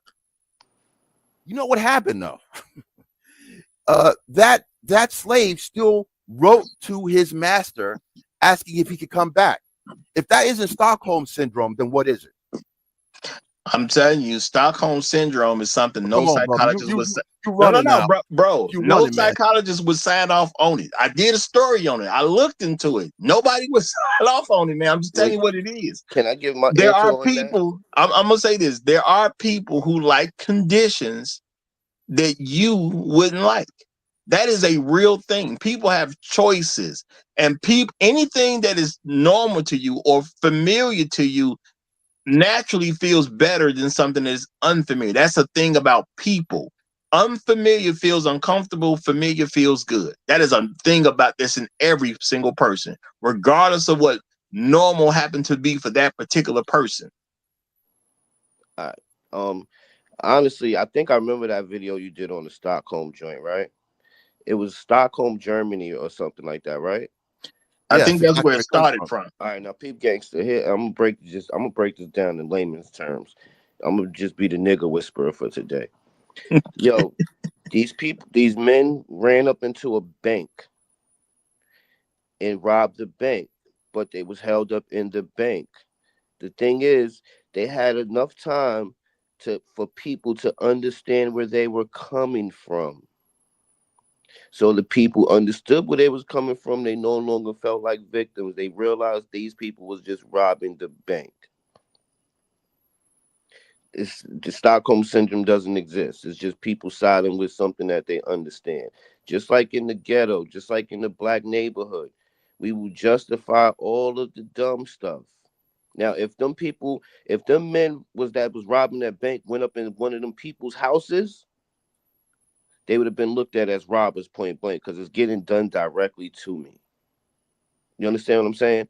Now, where we from, we can we say we have Stockholm syndrome? No. Well, I would say, You're being see, I mean, held captive in your own neighborhoods to a certain extent. but I say, see, with that point that you made, yeah, the people who came to rob the bank came to rob the bank. Bank. If you're not mistreating the people in the bank, the people in the bank will start to have an understanding. This ain't about me. They're not robbing me. They're robbing this institution. They don't really care nothing about me. So if they treat the people who just happen to be at the bank that they have no interest in, I can understand why they will have a more positive effect on that situation. But as you say, if they came into your home, there is nothing to question. You're robbing me at that point.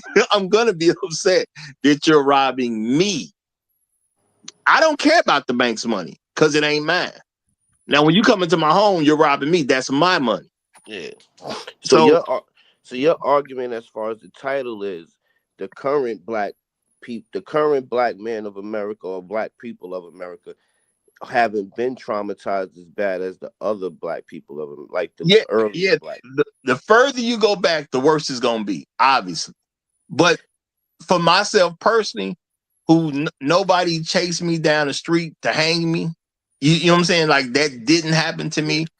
Now I've been in a situation that could have put me in trauma because, like I told y'all, I literally got jumped by a bunch of folks. They literally tried to kill me. Yeah. If I told you the story, you wouldn't even actually believe it. Truth be told, you know what I'm saying? You wouldn't believe it. No, I feel Okay. what you're saying. So, So now that didn't personally make me go through trauma, but a lot of other people would have been in trauma because of that situation. so let me ask Yeah. you this question: why do you think they take $120 million at least every year to make a slave movie for you to watch? Well, they do want to affect the way that you think and you move in society. You know, so there is something to be said for influence and propaganda. But I'm just And saying why do it's you not. think that? And why do y'all think? Y'all said this is what y'all thought. And why do you think Donald Trump or white people want to erase the history of slavery from America so their children don't get traumatized? Because even if you realize that you're a horrible person and you've done horrible things, that can trigger trauma. And you start self-pitying yourself, and you start like you could go downhill from realizing you're wrong and you did something wrong too at the same time. Yo, the Absolutely. white man is a slippery mother sucker. And if No, you don't understand warfare, it's not fought it's not only fought with bullets, but it's fought with drugs, it's fought with food, it's fought with visuals, it's fought with things you hear, it's fought with environment, economics. We some slow motherfuckers. Roger, there's two things I think you may want to pay attention to when you with your what you're saying. And I think my issue with what you're saying really is, yeah, we didn't live our grandparents' um, trauma, right? It's the racism. That's one thing that I would agree that fortunately, because of their sacrifices, we're not like a 1930s black person. I don't know if we can even handle being a 1930s black person. We've been able, but we have inherited some of what they have experienced. The fact that our outcomes in health and finance show that we've been traumatized. that it is an inherited one. Therein lies the reparations argument. The fact that you could think about this. I'll make it even more simple. And I land my plane. Think about 1950s, right? 1950s, you had airplanes, flight automation, automobiles, all that crap.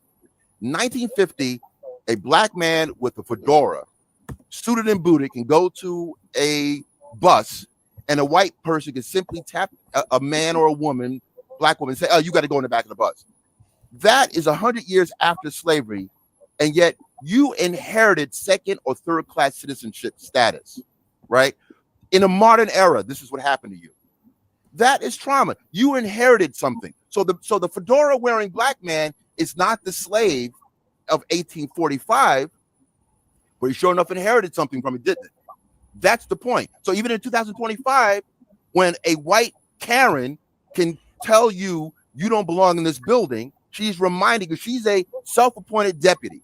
White folks are deputies. They have no real authority, and yet they do.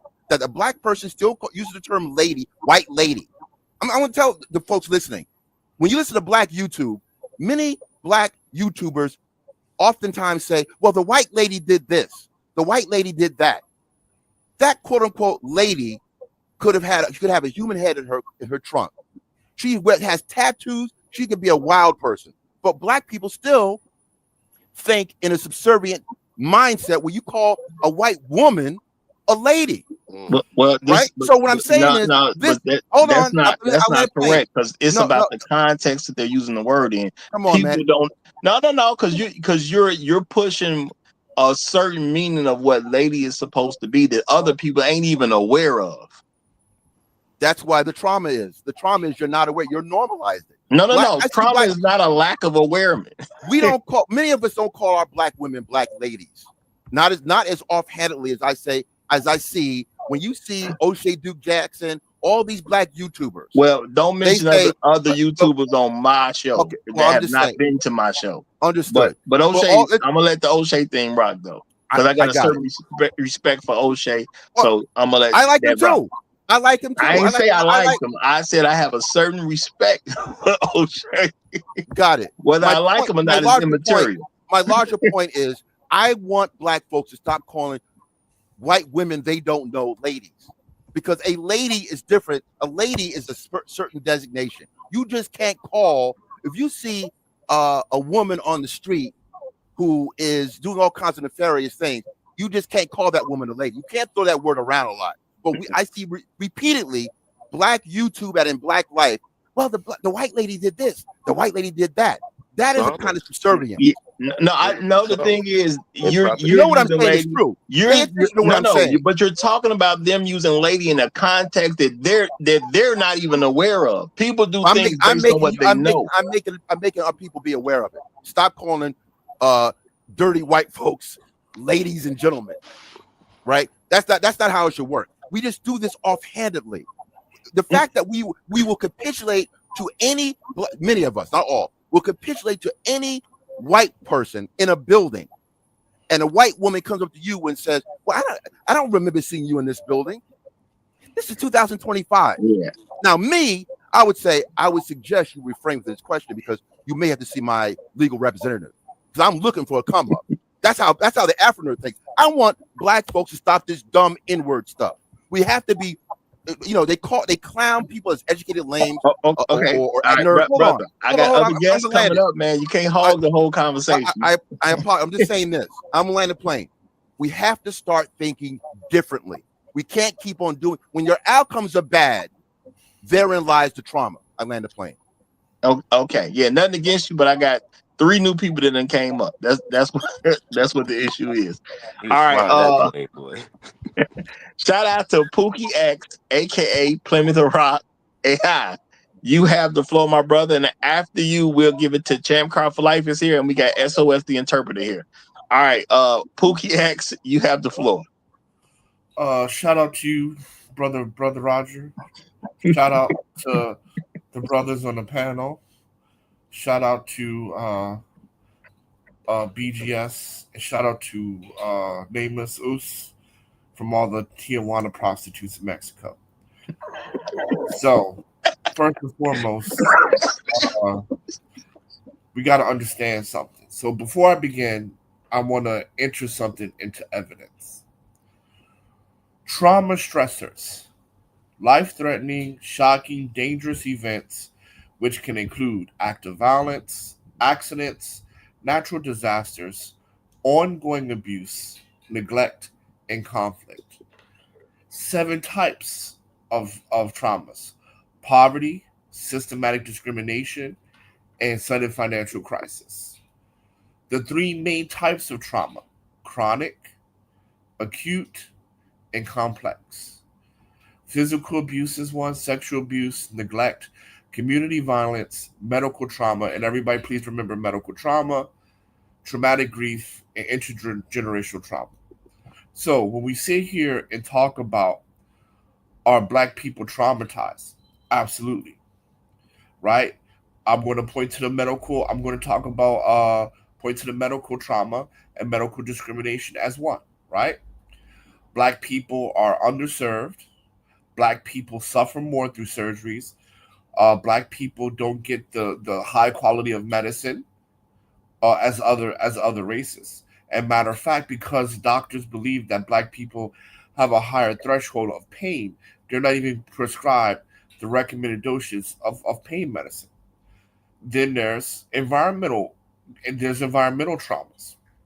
Majority of Black America lives in areas where there's a dumping ground within, you know, of 25 miles, meaning that the land that you walk on is polluted, right? The air that you breathe is a lower quality than other places.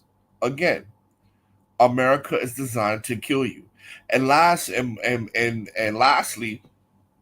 well, not but there's more. But one thing I also want to drop home is food deserts. 60% of African Americans live in food deserts, meaning that they don't have access to fresh grown food, which contributes to diabetes, high blood pressure, and then on top of that, poor medical services. The UN itself published a report in 2017 that says that African Americans are terrorized in America as a country. So when we talk about black people being terrorized, absolutely, absolutely.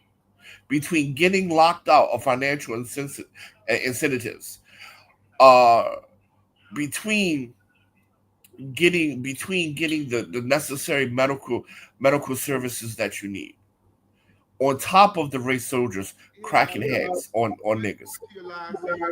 So can you please mute? I'm in my opening statement.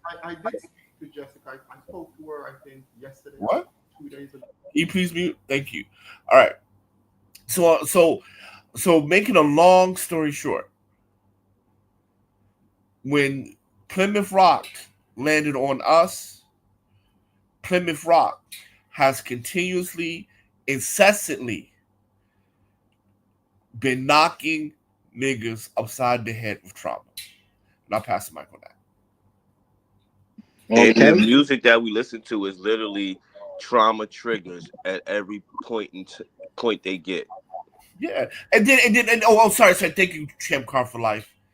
And the fact that you can no longer get a good, clean piece of pie in Houston or Atlanta because the HIV is just diabolical. All right, Champ. God for life. Go ahead, brother. That is the worst trauma there is. Not getting a clean piece of pie, pig pie at that. My God, I'm not kidding because that's supposed to be I know you're not that's kidding. supposed to That's be the the problem. de-stressor, right? Yeah. So now not only Oh do you got man. stresses of the world, right? You know, you Yo, that's can't get a real. good get a good gnaw no more. You can't even get a good like that is supposed to be a de-stressor, and they got it You to the point know, where we can't it's even de-stress gone. anymore. Before back in the day, all you had to worry about from deep thinking is some syphilis. Now you deep thinking, you're dead. My God. I'm telling you, he's a slippery mother sucker that way. That devil. All right, Champ. God, get in there, man. Hey, what's going on? Happy Wednesday, everybody. I hope you all having a good day. Peace. Um, for me to get away with stress, for me, it's working out. And I just finished working out and everything else. But let's tell the truth. We're going through trauma, and the reason why we are is because we're not supposed to exist at all.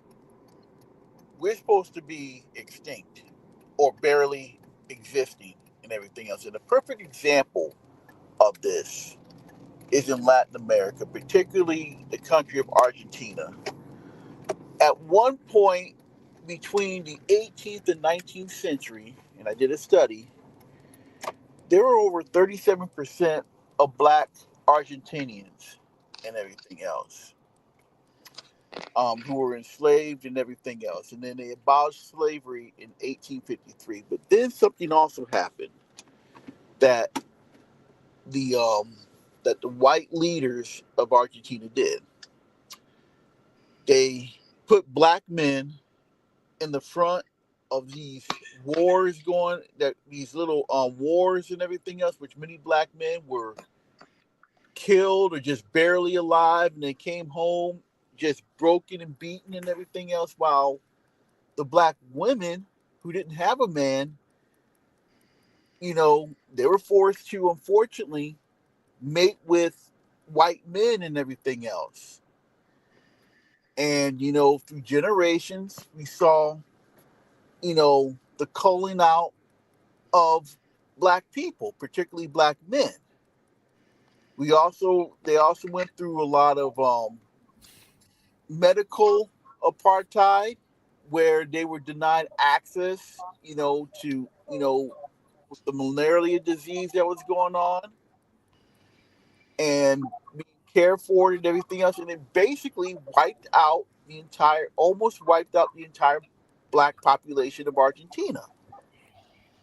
They did that through Latin America, and we were supposed to be the next people of facing extinction here in the United States. But we managed to survive when we were on code and everything else.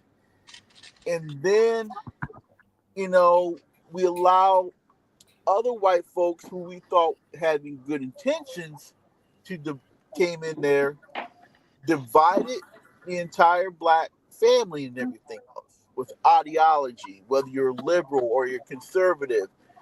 Got the black man, they got the black woman against the black man. It's always been like that, but it's really intensified and everything else when they, gave all these government programs, for black women and everything else, and left the black man, to fend for themselves and everything else, especially when they were sent to wars, whether it's the World War II, the Korean War, or Vietnam War. We basically came back home and we were already jacked up because we were fending ourselves from bullets and everything else. And we didn't know what the hell we were fighting for and everything else. We were fighting against, quote unquote, we were fighting against communism and everything else. But then, when we were fighting against the Vietnams and the people from Vietnam, they were like, "Why are you fighting against us and everything else? We're back home in America, they're sitting up there lynching and everything else." And so it's a continual cycle that has been going on against black folks and everything else. We're not supposed to survive and everything else. And that's why we're going through this trauma right now.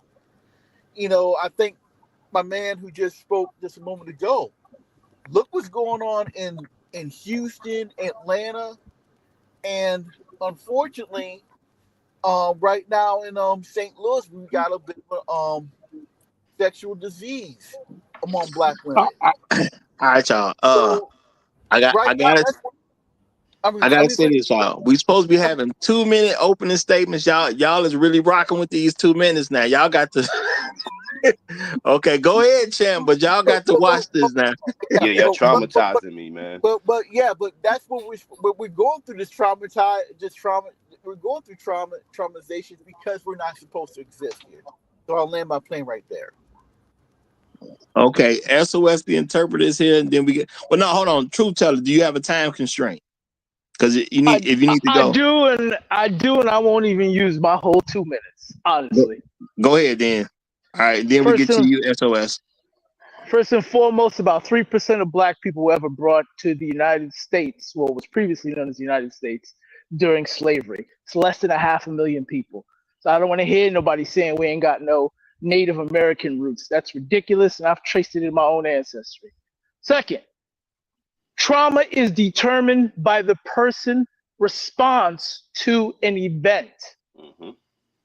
If the event is still going on, they can't have trauma because it has never ended and they didn't have a response to it.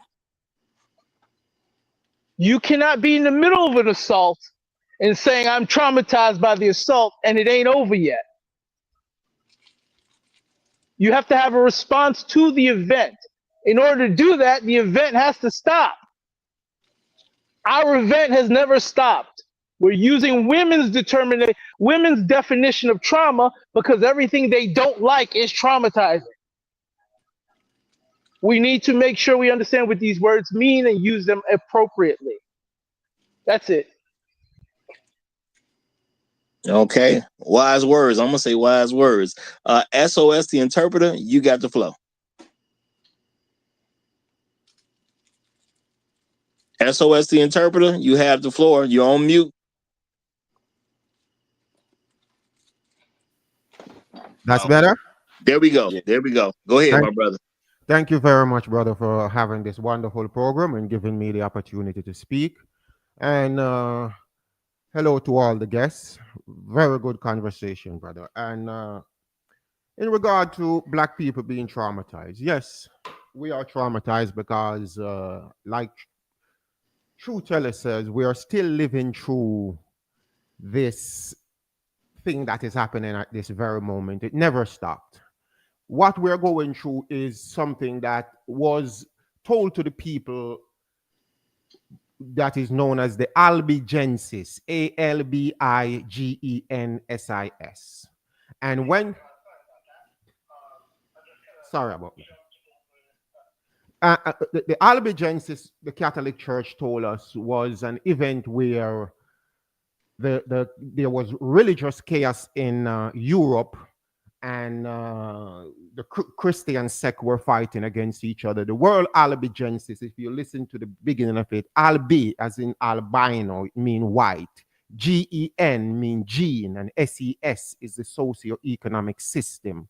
So the albigensis was a white system to purify all of Europe, and we are still living through that curse right now in this land, which was known as Trinidad and Tobago. Okay? This land, as America, was once an empire, including Jamaica, which was known as Jamal, which is a camel, Cuba, which is for the cube, which is the black box in Saudi Arabia, and Haiti, which is Domingo for the dome. Those three islands was known as the original Trinidad. And the two Americas, North America and South America, was known as Tobacco because they told you that it was named Turtle Island. But us, the original people, the Moor who dominated all of this island, we call it toughback. That's what we call the turtle. Toughback, from the shell on its back. The compaction of the word toughback became tubac, and the co is for the joining of South America and North America. All of this land, brother, was one empire known as, not the little place that they tell you in the Caribbean known as Trinidad and Tobago. No, the empire was Trinidad and Tobago. One big major corporation under the Moors, brother, before these people came, and their plan is to make this land completely white. That's why we're living through it right now with what is known as ice. And ice, you can see the I in it. It represents one, and the CE mean one state. Ice is like you see in Antarctica, is white. So just like the albigensis, they now rename it, rephrasing it using words and calling it ice, but it's the same plan to eliminate and control the black man in this land. And that's what I have to say, brother. Thank you. Okay. All right, now this is just gonna be a warning to everybody in the future, y'all. These 2-minute opening statements, keep them to 2 minutes. I appreciate everybody who comes and share, but to get the conversation back rolling again, we're gonna keep the opening statements to 2 minutes because we gotta stop the conversation every time somebody new comes up. Because I just believe everybody who comes up should get a chance to speak. That's a personal belief of mine. So I'm gonna always do that. But let's keep these opening statements to 2 minutes because folks was rocking today. I ain't blaming nobody. I'm just saying that's what happened. Okay. Now back to the subject at hand. Y'all, the reason, I know that some people were asking what am I talking about in this show? Y'all, do you understand you can be a victim without being traumatized? I told y'all I was robbed 4 times in my life, twice by some niggas and twice by the police. Now I understand far more why the niggas rob me, because they niggas. Niggas just operate on whatever they gonna do at the moment. The police robbing me, that was a kind of an eye opener to a certain degree. You know what I'm saying? So that's a little bit different. Now I'm not traumatized by it, but now if I caught one of those police officers at this particular point, and now they older, you know what I'm saying? Maybe I really could just get them real good because they probably some old men now, at least a couple of them. All right. Now, if I took revenge on them for what they did to me all them years ago, am I responding because I'm traumatized, or is just the fact that the principle is you stole from me, so now I got to get you back? See, I don't think I'm traumatized if I react for somebody who did something to me. I just got to get you back. You don't have to be traumatized to be a victim. And I think a lot of us, we get this stuff mixed up. And I think that's why people will be talking about y'all shouldn't be thinking about being in victimhood and all that type of stuff. I think a lot of nonsense goes on with this conversation because you can be a victim without being traumatized. Okay. I didn't grow up in the best neighborhood. I'm not traumatized. I was always taught that I'm somebody. That's why I say a lot of the stuff that I say, because I am a somebody, y'all. I'm not just talking about like Jesse Jackson said, where everybody's supposed to be no, I'm a real somebody. Okay. If I smacked you, it's because I was supposed to. That's how I look at it. I smacked you because you didn't know who I was. Somebody said something about what if a white lady saying something to you in some random hallway. I'm probably the last person you're gonna want to talk to. Once I get through with her, you know what I'm saying? She probably gonna be ready to go home. Real talk. Once I get through it, because I'm gonna let her know who I'm somebody. And me being somebody ain't necessarily a good event for the other person. Now, I'm not saying I'm gonna technically just beat on somebody, but I know I'm somebody. And something can happen to me. I can be a victim and I want my restitution, but I don't have to be traumatized to get it.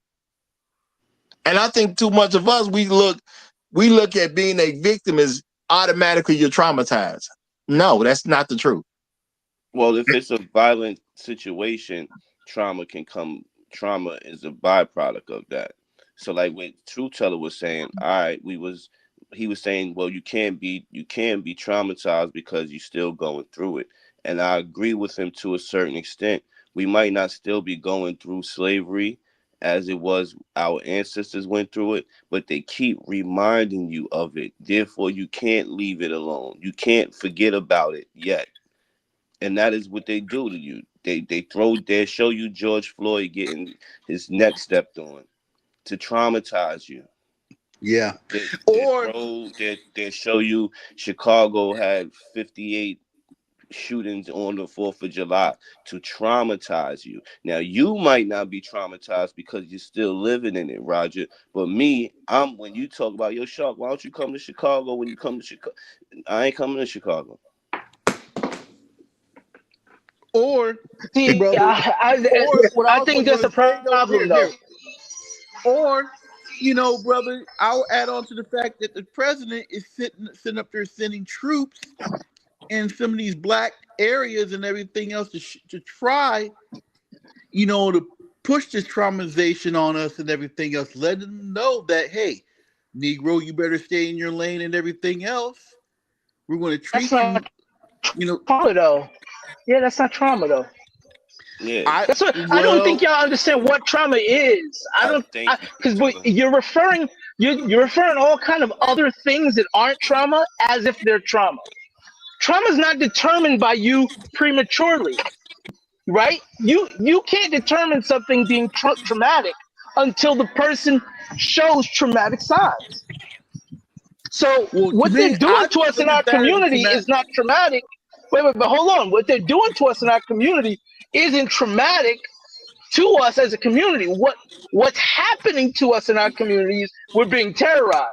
We need to make sure we understand that because women do this. Women drop everything. It's either abuse or I'm traumatized or abuse. Everything is abuse. You tell them no, you can't do that. It's abuse. You tell them, hey, you shouldn't wear that outside. That's abuse. You tell them, hey, it's not safe for you to walk down this street right now. Wait for me so I can come with you. They say you trying to control me. That's abuse. We can't be like them in this sense, y'all. We got to make sure we're understanding what it means to be traumatized. Again, if your abuse isn't over yet, you can't be traumatized yet.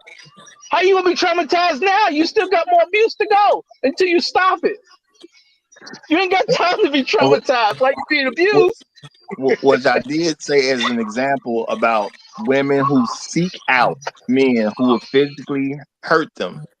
When you go into a home where you need a key to get in and you're locking the world out, now you quote unquote locked yourself in with the monster. That woman can't be traumatized. She's literally showing she's not trying to stay away from it. In her mind, this is not a bad thing. Now, you may see it as a bad thing, but she doesn't. She's not traumatized. Maybe you're traumatized because of what she looked like when she showed up to work the next day. You know what I'm saying? Maybe she got a big old Yeah, knot on her head and traumatic. you got traumatized, but she not traumatized because she's steady going to where it's happening at. Roger, can I translate that to people like me who might be need some simpler? That's like you locking yourself in a cage with the key in your pocket and then Yeah, saying, I'm in prison. That's what that exactly. is. But that's why I use the analogy of the Vietnam vet coming home and ducking when he hear a gunshot. Like he goes all the way live. Like he goes into flight mode, not flight mode, but he's on wartime when he hears a gunshot compared to the person who's living in the ghetto hearing a gunshot because you're still living in it. You ain't never got out of it yet. Yeah, but that's not trauma. That's training. That's the difference. But he's done with the You trauma. literally coming from an He's done with right, trauma. right. But you're coming from an environment where that gunshot could mean something. That's what You I'm have saying. That's the to have trauma to. of it. You seen what it That's not. does. That's not. No, no, no. Trauma is a You breaking up, truth. Yeah, you're breaking up true, but I'm saying if the gunshots was on TV and he knows it's on TV and he still reacts as if he's in a war zone, that is him right showing evidence of trauma. You know what I'm trauma. saying? Right. It, But it, if it, it's a it's real yeah, gunshot in the hood, if it's a real gunshot in the hood and he dodged like he's supposed to, that ain't trauma. That's training. that's getting out the way because I've done that myself. Okay, I saw somebody shooting. They wasn't technically shooting at me, but bullets ain't got no name. I got out the way. It's that simple at the end of the day, you know. And what I'm saying is, as black people, we can talk about something happening to you, but you don't have to take it as trauma. You can be a victim without being traumatized.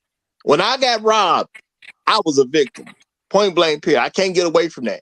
People will say, well, no, you don't want to think of yourself as a victim. I don't think of it myself as a victim. But in those instances, especially when the police got me, I was a victim. There is no getting around the fact that my money was taken. I had the money before before they came into my life. And when they left my life, the money was gone. I was a victim. I didn't get no product and no service, and I didn't want them to have the money. So I was definitely a victim. Now, does that mean every police officer I walk to is going to rob me? No, but if I acted like every police officer I went to was going to rob me, that would be trauma. I don't act scared of police. If I was, that's trauma. Yeah, that's a person dealing with some trauma because you're scared of the police at that particular time.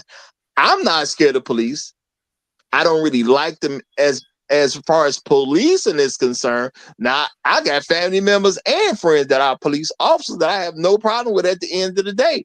It's just when I'm on the streets, I don't know which officer you are. Y'all know Officer Friendly that I met in school, maybe in the 3rd grade or whatever. See, when I'm on the street, I don't know who Officer Friendly is unless I know him personally.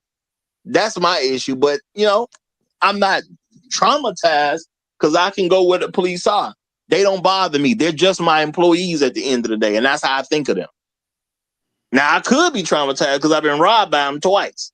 And unless you're doing illegal activity, the police probably ain't robbed you. Now, and I'm not talking about I was doing it. Like if I was selling drugs and then they robbed me, I wouldn't even be talking about that like that. You know what I'm saying? No, they just legitimately robbed me. So that's a whole different thing. It didn't traumatize me though. So you can be a victim without being traumatized. And I think some of us don't get that.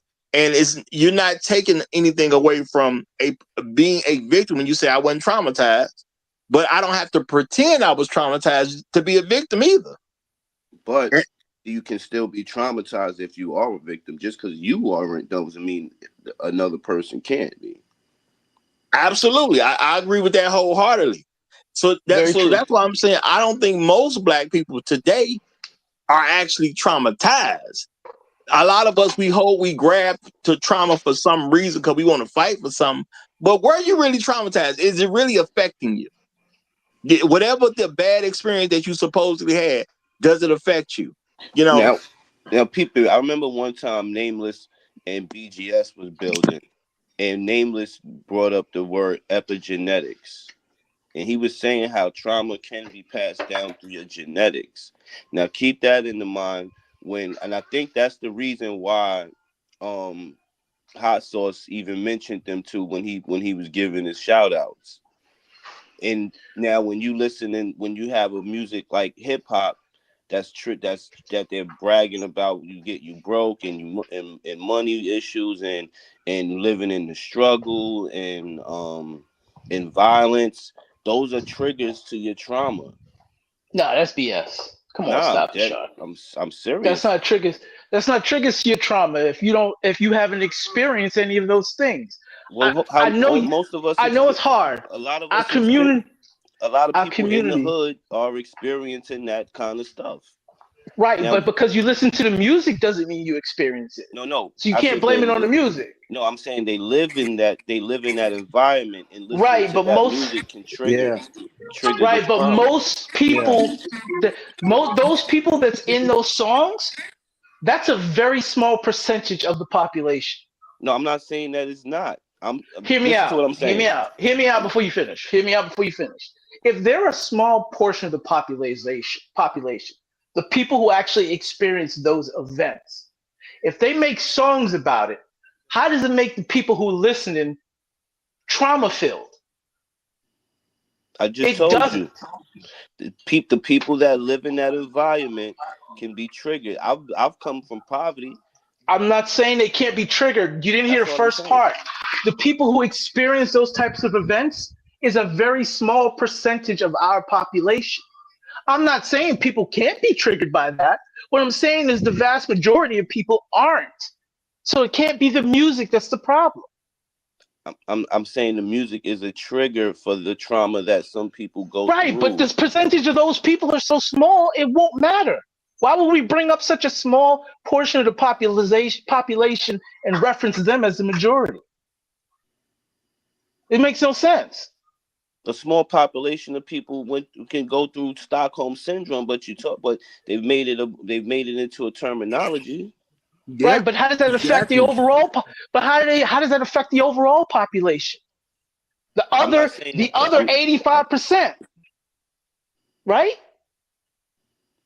We're talking about a small portion of the population that may get triggered. You're right, because they have those experiences. I'm not saying they don't. What the hell's that got to do with the topic? Trauma. Are Black people The, traumatized? Yeah. So there's all different no, they're ways. not. There's all You different just ways. proved it. No, there's all different. Well, majority of Black people are descendants of slaves, right? Right, but you So when just you pointed watch, out something very specific about a small group of black people. And I And when I also said, pointed out, well, hold on, how Hollywood spends $120 million on a true, movie to remind you that you was a damn slave. This is the same thing with right? the Yeah. hip hop music from the person living in the I ghetto. get you, but Yep. specifically about hip hop music, and you reference, because not all hip hop music talks about street and crime. The So you hip hop reference the music that they promote to you, that the average person hears on a day-to-day basis, yes, it right. does. So then, if it's such a small population that has experienced any of what that was, and that music is a trigger for that small population, what the hell has that got to do with the rest of us? Now I just want to say real quickly because Black Hooter done came up, so I'm gonna give him the floor. Uh, I'm gonna say this, y'all. We interpret things a lot of different ways. I think people should really start learning to. Some I say a lot. You need to learn to focus on information instead of presentation. Now, I'm a guy from the hood. I done seen people shoot people, yeah, all that type of stuff. And no, I done seen people get shot at. I ain't seen too many people actually get shot. You know what I'm saying? I I ain't seen the have. bullets I'm get from them. the hood. Yeah, what I I'm have. saying, realistic, I ain't seen the bullets get 'em. I seen people shoot. Niggas can't shoot. They be, they be out in the street acting like niggas, but niggas usually can't shoot. They don't like to go to the gun range for some reason. I don't, I don't know what that is. If you're gonna live that type of lifestyle, I think you should go to the gun range at least so you can hit your targets instead of random folks. But I'm gonna say this: who have I seen kill a bunch of people? White people. They've been on my television. I go to the movies. I ain't seen nobody kill like white people kill. I don't think the average white person is just gonna kill me though. I'm not traumatized, but I don't. Yeah, I'm not saying a person can't be, but when we talk about musical influence and things like that, music is just one influence. Televisions, magazines, comic books, all type of stuff. Who is more violent than white people from a historical standpoint? Because they control the media. They show they killers. You know what I'm saying? I mean, back in the day, T was almost all Westerners. They was popping it all like it's nothing. Every show, somebody got to be the fastest gun in the West. But you don't see white people taking all this in like that. And then and the ones that do something, we don't say that they're traumatized. That ain't your lifestyle. I'm not saying anybody can't be traumatized. That's not what I'm saying. But I do want us to separate a person being a victim from having to be traumatized. A victim could be traumatized, but that is not going to necessarily be the case. But I'm going to turn the floor over to Black Uru and let him do his thing. Okay, now Black Uru, I ain't going to hit you with the 2-minute drill because everybody else, they was talking for 80 minutes a piece earlier. So you you go as long as you want to. Well, thanks for having me. I guess I'm seeking some clarification mostly. And that is there something wrong with being trauma? Okay, is that just me or y'all not getting them either? Nah, me neither. Black He's Uru, we are breaking not up. hearing you. I can hear Black Guru. Yeah, you was breaking up a bit, Black Uru.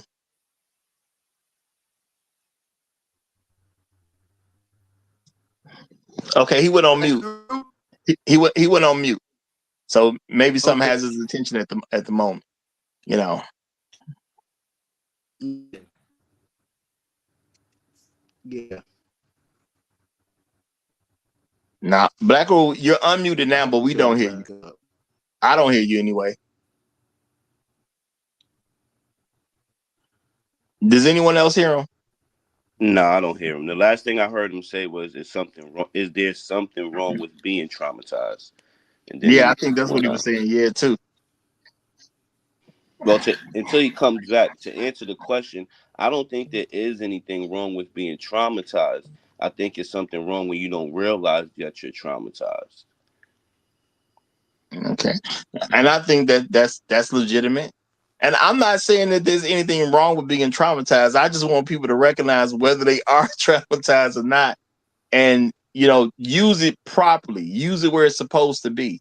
But if you're not traumatized, because some people are presenting trauma as an excuse for bad behavior. Let's just keep it real. That's where I'm. That's exactly what I definitely agree on.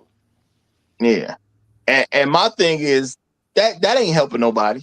When we just say a person traumatized so we can excuse their bad behavior, who is that gonna help at the end of the day? And see, my thing is, if you have real trauma, go do something about it. Y'all, it's all type of places for people to go get help nowadays. If you have trauma, you an adult, go get it fixed. It's not a mystery, y'all. It ain't nothing super complex. This wasn't nothing that you need a revelation. Well, it shouldn't be nothing that you need God Himself to directly speak to you. If you have some kind of trauma, go talk to a professional and see if they have a method to get it fixed. Now, I would ask, do they have a method to get it fixed before you just start talking to folks? Because once you start turning over money, people like that money to keep coming. So I would ask, do you have a method for me to help me fix my trauma? Because if they don't, you're talking to the wrong person. And go ahead. So I was just gonna say, just to U's question, no, there's nothing wrong with being traumatized. The problem is when everything is traumatization. That's a problem. Because then you can't really see who's really traumatized and who's not. And now that word doesn't mean anything because 90% of the stuff we brought up in this discussion wasn't trauma. It was terrorism, right? It was literally the ongoing assault, not actually the trauma that occurs after the assault stops. And we have a problem with understanding that because we think, oh, well, I have trauma from this thing. In the back of our minds, we think this thing has stopped. That's what you're saying when you make that acknowledgement. I've been traumatized by slavery, right? Our people have been traumatized by slavery. You mean the slavery that has not stopped? Is that what you mean? Because trauma means it stopped. And we play games with how our own mentality works behind all this stuff. Because honestly, deeply, we really just want to forget and let it go. We don't want to have to fight every day, which is understandable. But you can't say words that mean one thing because it makes you feel good in the back of your head. Just because you're a victim don't mean you've been traumatized. And just because you've been traumatized don't mean you can sit there and say, well, I've been traumatized. Now I got to move forward from this trauma. When the events is still going on, you can't move through trauma if you're still being victimized. It's crazy. I agree with you. That's why I brought up the whole PTSD thing. Well, I think we just need to see it as trauma has nothing to do with accountability. And I think some people hold on to trauma because they want to hold somebody accountable. I don't need to be traumatized to hold you accountable to anything. It's just an unnecessary thing. And I get it. You watch some court TV or something, you will see how people bring in traumas to if they're going after money like a civil court so they can get more money. I get it. And if I was in court, I'd probably say something about I'm feeling trauma too. You know what I'm saying? If I was in you court, ain't a lie. You ain't a lie. Hey, any black person, listen, if you in court, you listen, don't listen to me now, all right? When I'm talking on this panel, when you in court, traumatization has occurred to you, ma'am or sir, and you should go take the appropriate action. Yeah. My life is not traumatizing, but if I go to court over an event, that particular event somehow broke through and I'm traumatized. It just is what it is on that note. Okay. So again, I'm not going to even say I can't be traumatized because if there's a check at stake, I guarantee you I was traumatized. That's real talk. And I'll figure out some actions to do so I can prove that I have a record of being traumatized over said event, and that's real talk. So I'm just saying, but for us as healthy individuals moving in society, look, I don't know if all y'all even asked. I asked my people, did we come through slavery? I asked my father's side and I asked my mama's side. See, both of my sides actually come through slavery. I can trace roots back to the South. Okay. I ain't gonna just say it's a plantation. or I'm not gonna call it a farm, you know what I'm saying?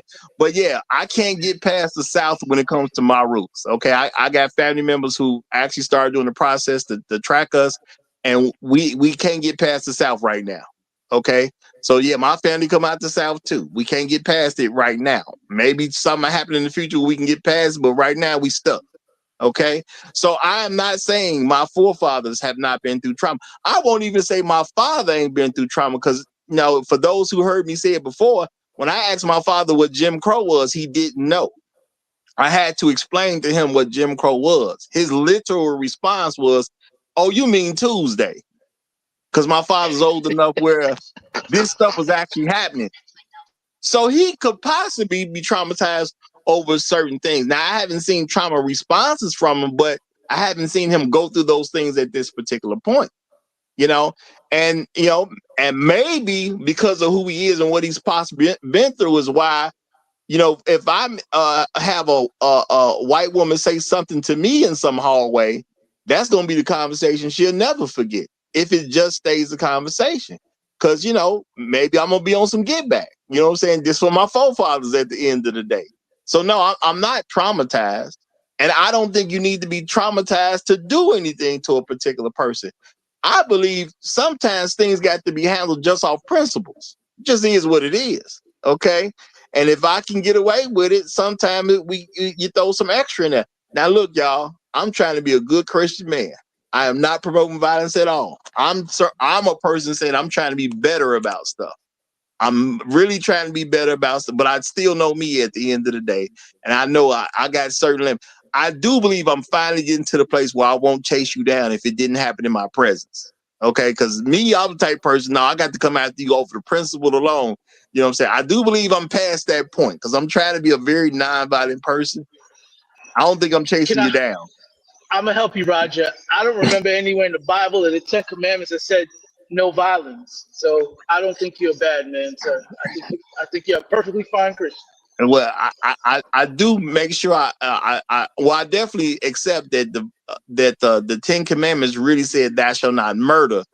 I don't believe in the thou shalt not kill because when they interpreted that, because remember that was translated from a different language.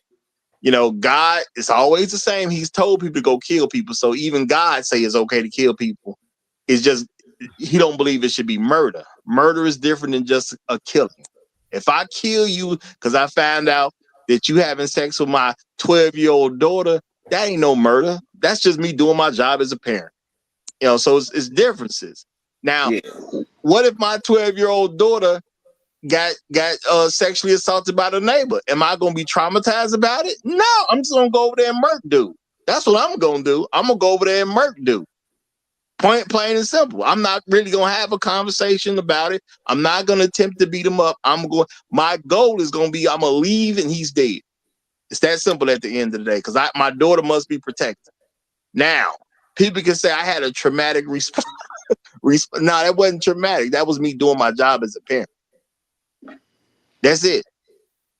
Okay. If I cry, then maybe it was trauma. I'll say that. If I cry, you know what I'm saying? Because I ain't gonna cry for dude, because I'm going to take him out. That's for sure. Okay.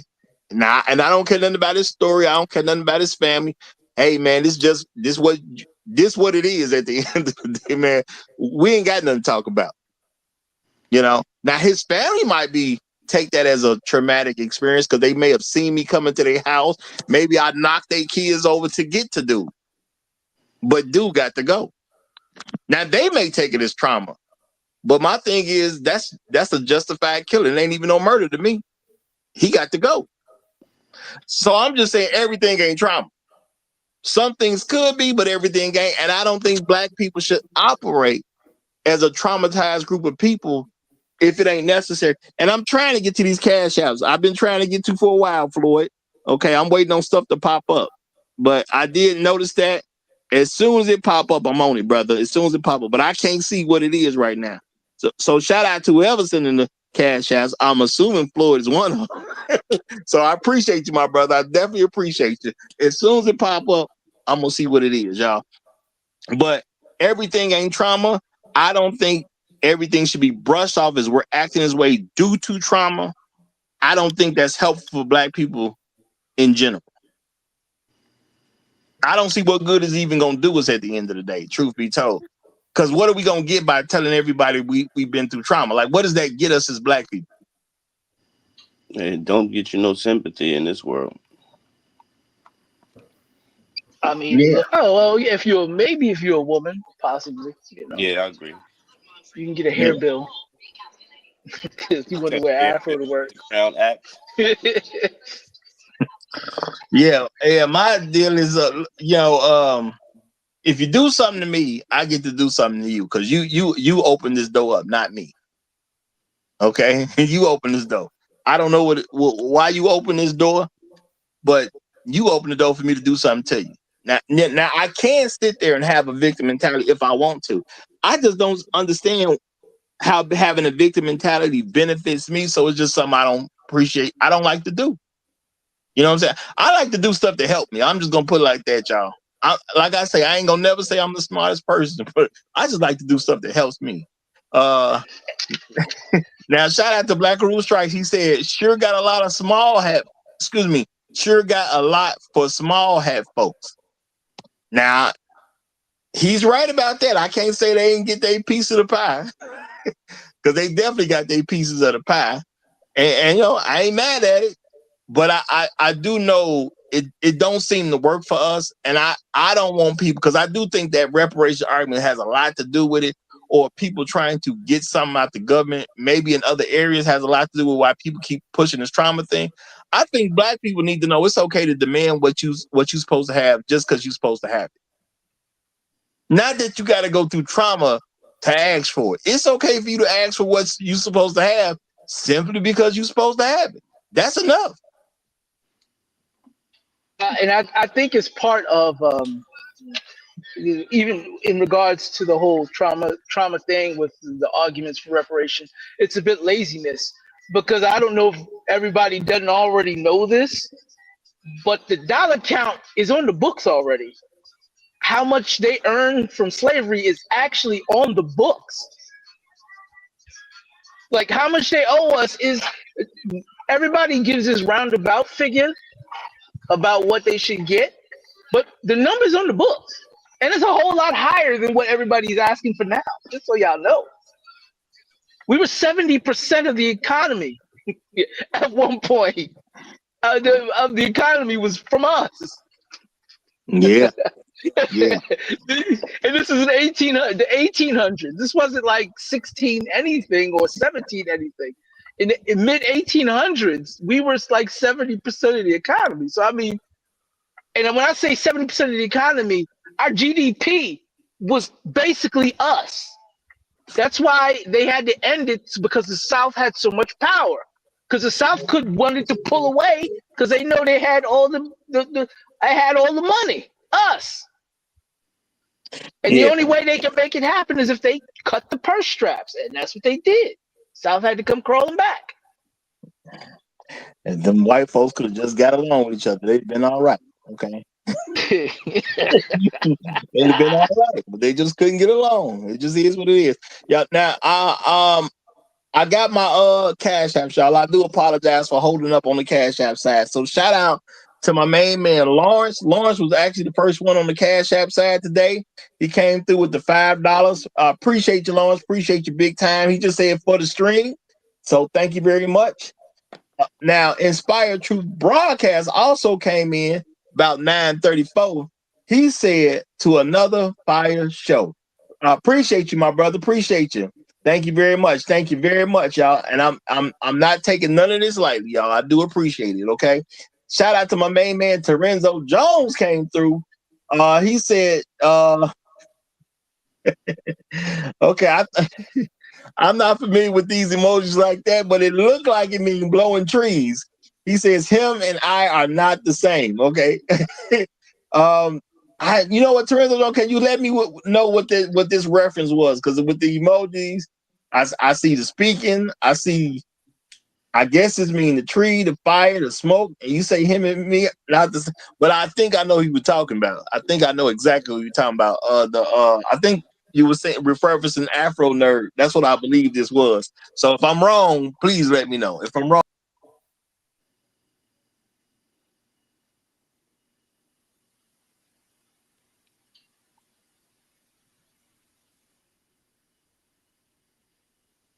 I think Roger got cut off.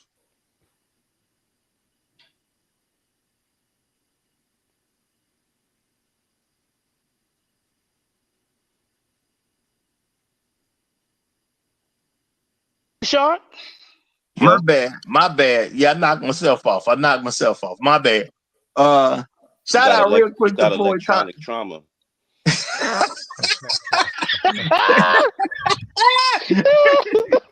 Nah, that was just me hitting the button I wasn't supposed to hit. Shout out to Floyd Thompson, who came through with $2.57. He said Traumatize. Appreciate you, my brother. And he came through one more time with another $2.57.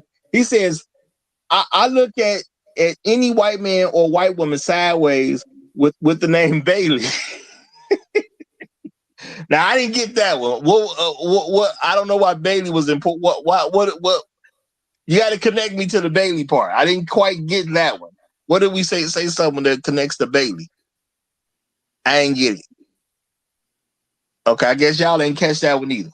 Okay, so Floyd, let me know what that meant. Okay. I think I know what he's trying to say, but I don't want to blow it up. But I think I know exactly what he's trying to say because I look at white people with my last name the same way. Like, yeah, okay.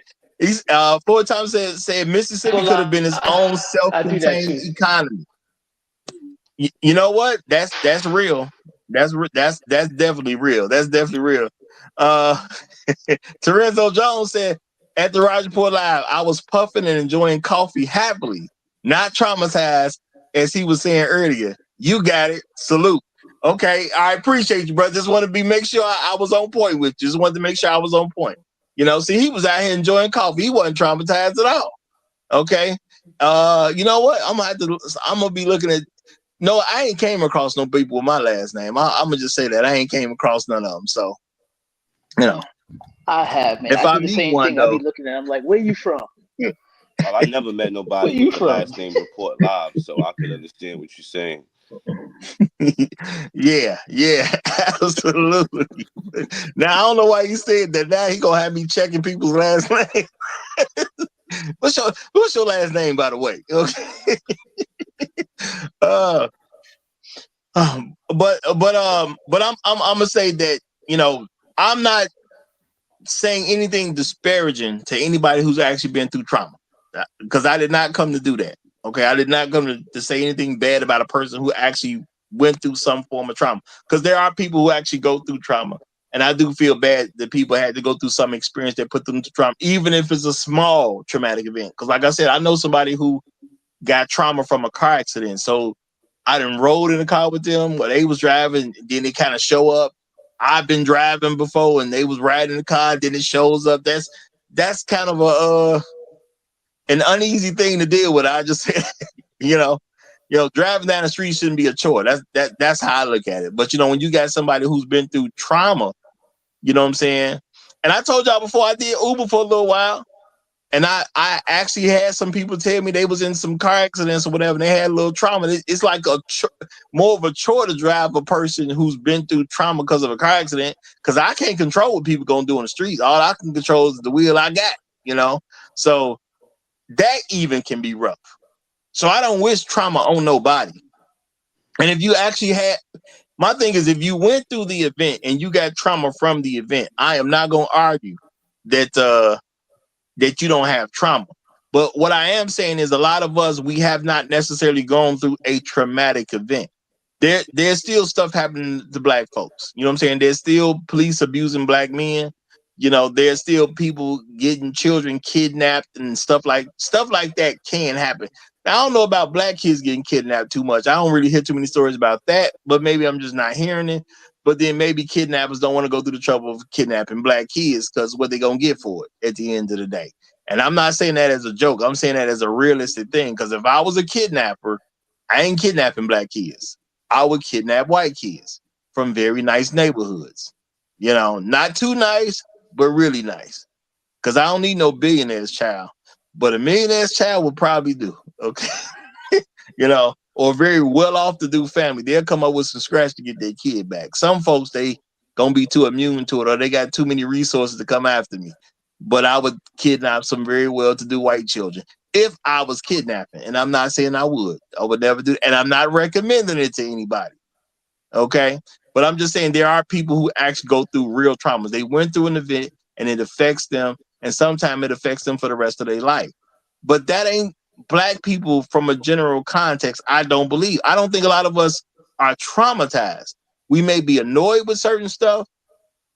We may be upset about certain stuff, but traumatized is kind of a leap because trauma does come with reactions. And I gotta ask, what did you do to react to your trauma if you said you had? You know, somebody said in the audience earlier, I wanted to say something about it, but I lost it. But they said I'm still traumatized because there's certain, I think they said there's certain projects I won't go to. Yeah, it's real. Now that could be traumatized. Now I don't know if they said that as a joke or was they being serious. If it happened to you, if something happened to you at the projects, you could be traumatized by that. But if nothing ever happened to you at the projects, then you just being cautious. You've heard stories and you don't necessarily want to go over there. You know, just the same where there's lions out there, y'all. You go to certain areas, lions are out there in the wild. A lion has not traumatized me, but I'm not finna go to, looking through areas where it's wildlife looking for no lion. I'm not, I don't have no reason to look for no lion. So am I staying away from a lion because I'm traumatized, or I'm just staying away from a lion because I'm cautious? Now it's just me being cautious at the end of the day. Now, if a lion came to my city and I had to be one of the people to help get rid of the lion, am I gonna do that? Yeah. Because I ain't traumatized by no lion. Not that I want to see a lion run around free in my city either, though. Now, luckily, I don't have to do that. We got people for stuff like that. But trauma is different than just being aware of events. That's all I'm saying. We are aware of events, and then we want to make it trauma, but it ain't. It was mentioned earlier about stuff with medical. Are you traumatized because you don't believe you received the proper treatment that you were supposed to have? Because I'm gonna say something very realistic. If you didn't get the right treatment, would you even recognize it? Because from a medical perspective, a lot of us wouldn't even recognize that we wasn't given the right treatment. Now, sometimes it can be obvious because you got side effects and things like that. Some stuff can be very obvious, but there are other things that wouldn't be so obvious. Would you even know that you didn't get proper medical care? I personally didn't get proper medical care multiple times.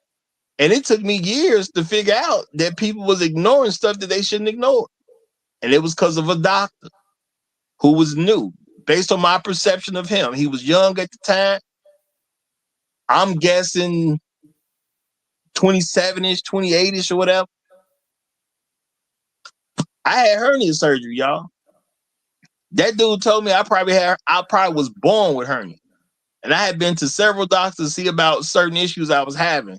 But he just threw it out there. I think he threw it out there because he ain't know no better. He didn't know how he wasn't supposed to say it. He didn't know he wasn't supposed to give me a direct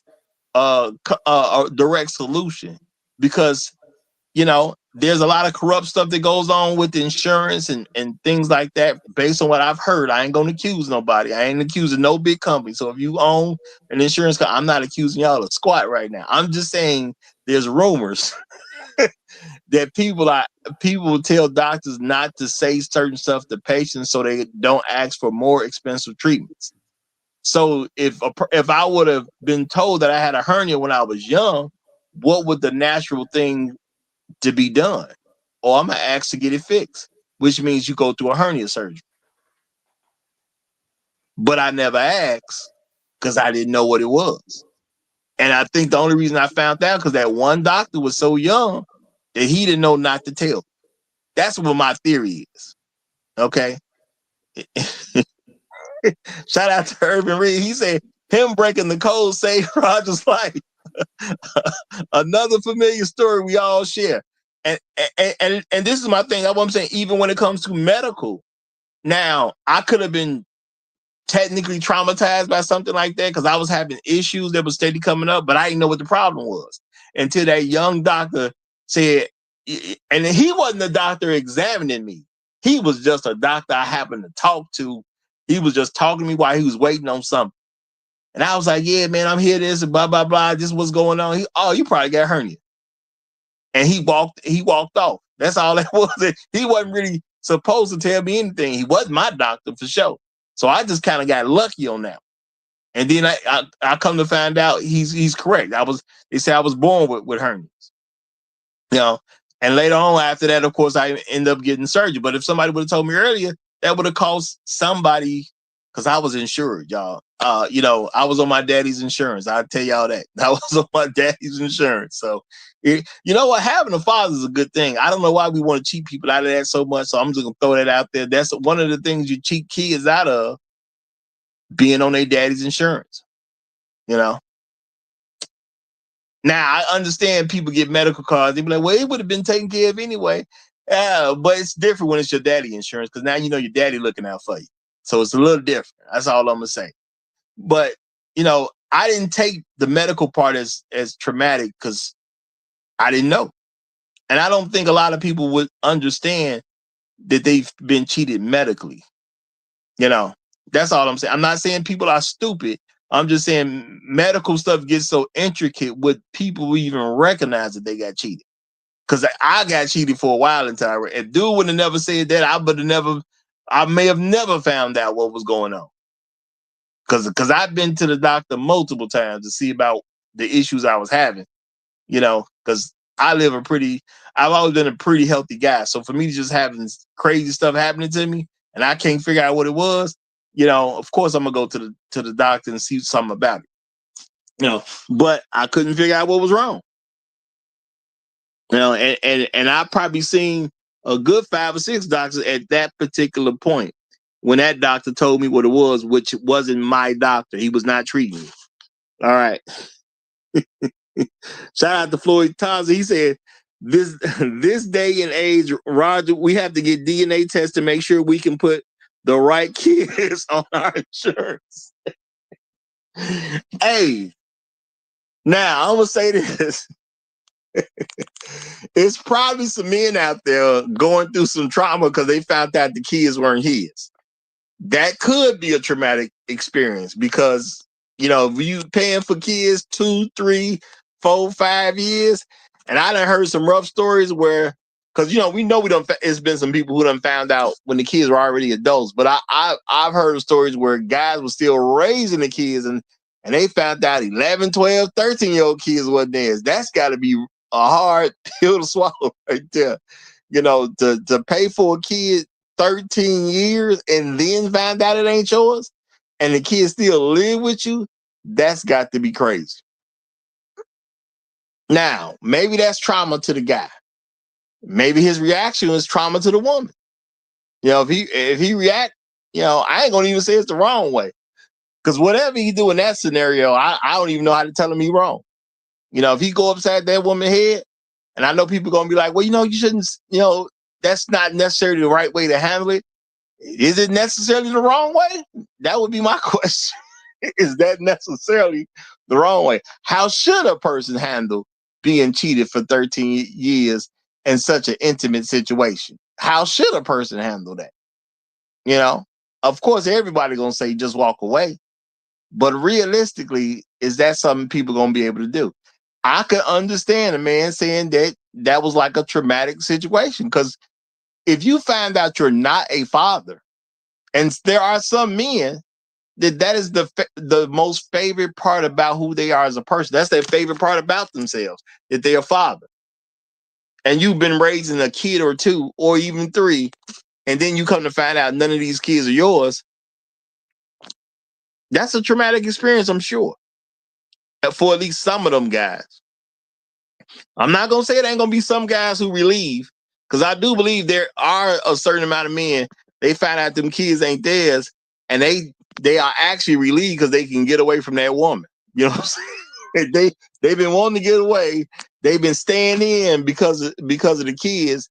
They've been in that relationship just strictly because of them kids, and I want to make sure these kids get raised. And then you find out, oh, these kids ain't even mine. Some guys gonna be relieved about it because now he can just go with a clear conscience. So again, same event won't necessarily bring trauma to a different person. It's all individual at the end of the day. But I'm just saying, I don't think the collective of black people in today's time, the people who living right now in 2025, the collective of us, I don't know if we're traumatized. Now, if you go to the older people, I'm pretty sure the percentage will increase. If you go to people in my father's generation, okay, you know, you go to any of the older generations, because we still got baby boomers here, we got silent generation here. I don't remember the name of the group before the silent generation, but they probably still here too, I guess. Some of them may still be here. Yeah, they probably went through some real trauma. You know, some of them people, they actually was there when the hoses got brought out and they got sprayed down. Some of them people are still around at the end of the day. You know, there's plenty of people who was, you know, well, I ain't gonna say plenty, but you know, people remember the Dr. King getting taken out. They remember Malcolm X getting taken out because it was just everyday life, and it was the news of their generation. Shout out to Trail Bentley, the greatest generation. Yeah, the greatest generation. Like there's people from, you know, the greatest generation that are still alive. You know, older people, far more protected people at this point, because I would think their family would be kind of covering them on different things. Yeah, those folks, yeah, way more trauma with them than, you know, folks in their 50s, 40s, 30s. It ain't the same thing. I know we like to claim trauma, but have we really been traumatized? Are you really affected by some event that happened to you at some particular point? Because if you don't have no effects from the trauma, I don't think you was traumatized. I'm just putting it out there. I ain't gonna argue with nobody if they were traumatized. But if you don't have an actual, if somehow you're not showing an effect of your trauma, I ain't gonna necessarily believe you were traumatized. I'm just gonna say it like that. I ain't gonna necessarily believe it. Now, if I see it, okay, I get it. You move a certain way, you flinch sometime, whatever, I get it. If we talk about going to some particular place and you start speaking like it's a horror movie, yeah, I get it. There's gonna be some evidence of trauma. That's all I'm saying. There's usually evidence of trauma. I don't know if we had that as a whole. Older people, I ain't gonna even argue about that. They had to deal with stuff we ain't had to deal with. But as a whole, I just don't know if we got it. So I guess I'm gonna bring this to a close because I only got you up here still left, Shark. And you ain't said nothing in a while. So I guess everything that people want to say has been said. And I do extend these shows to 3 hours just so my guests can get up here and, you know, have a good amount of time to get out what they want to say. Now, you know, shout out to Black Rule who attempted, but he was having some connection issues. So it would have a little longer had he came, but it is what it is. So what I'm gonna do, y'all, is I'm gonna give Shark a chance to give a closing statement, and we're gonna close it out. Shark, any last word you want to say on this? Just other than the fact that I really think I know trauma is real, and like you were saying, you got to analyze the behaviors of it all. And to an extent, I look at some of our people going through trauma right now. They just don't know what the cause of the trauma is. You know what I'm saying? And they just going through it, but they don't understand what caused the trauma. Now, I think that's a very real thing. I think that's a very, very real thing. Real talk. Okay. Trail Bentley. Trail Bentley says, I'm traumatized not hearing from Black Uru. Hey, man, I think we all a little traumatized by that. And I'm going to say shout out to Sarah Berry, y'all. Shout out to, Sarah B. Okay. Sarah B says, now she dropped $20 on the Cash App, y'all. Shout out to Sarah B. She says, fighting with Torenzo for no reason. Well, shout out to Sarah B. And shout out to Torenzo Jones, man. You and Sarah B fighting down there, huh? Okay. Well, she said for no reason. So I guess it's on when it comes to y'all too. But y'all, it's been great. Been a great show if you ask me. I appreciate everybody coming in to give whatever they wanted to give from it. I'm gonna say shout out to Afro Nerd. because I do respect where he's coming from, and I do want everybody in the audience to understand. I'm not looking for people to just agree with me. If y'all got something to say on the subject, you are more than welcome to come to the show and say what you got to say on the subject. But please, y'all, try to, if whatever point you try to make sure you steer it to the subject of the show. That's all I'm asking. We're not going to talk about everything out of order on every day. We gonna steer toward the subject of the show. So you know, say what you want to say, but go toward the subject of the show. Shout out to Red Pill Sleeper Cell, who's in the chat, finally got his wrench. He say 1 more hour. Hey, that hour gonna come tomorrow, man. That's gonna come tomorrow with hopefully another 2 hours, okay? But I appreciate you, my brother. I definitely appreciate you. And shout out to you. I'm glad we finally got you out of jail. I don't know how you ended up in jail in the first place. It wasn't me. I don't know who did that. You know what I'm saying? I ain't asking no questions. I don't know how you end up in jail because you've been a great supporter. So I don't get that. But shout out to you, brother. Appreciate you. Y'all have a good rest of y'all day. If you don't know, 9 a.m. Chicago time, y'all. 9 a.m. Chicago time. That's when we do this Monday through Fridays. And we gonna get back to the entertainment stuff, y'all. We gonna get back to the entertainment stuff probably this weekend, just so y'all know. But everyone have a good rest of y'all day. Like the video. Appreciate y'all. Love y'all. Long live the habitual line steppers. I'm Roger. I'm right. And I'm out.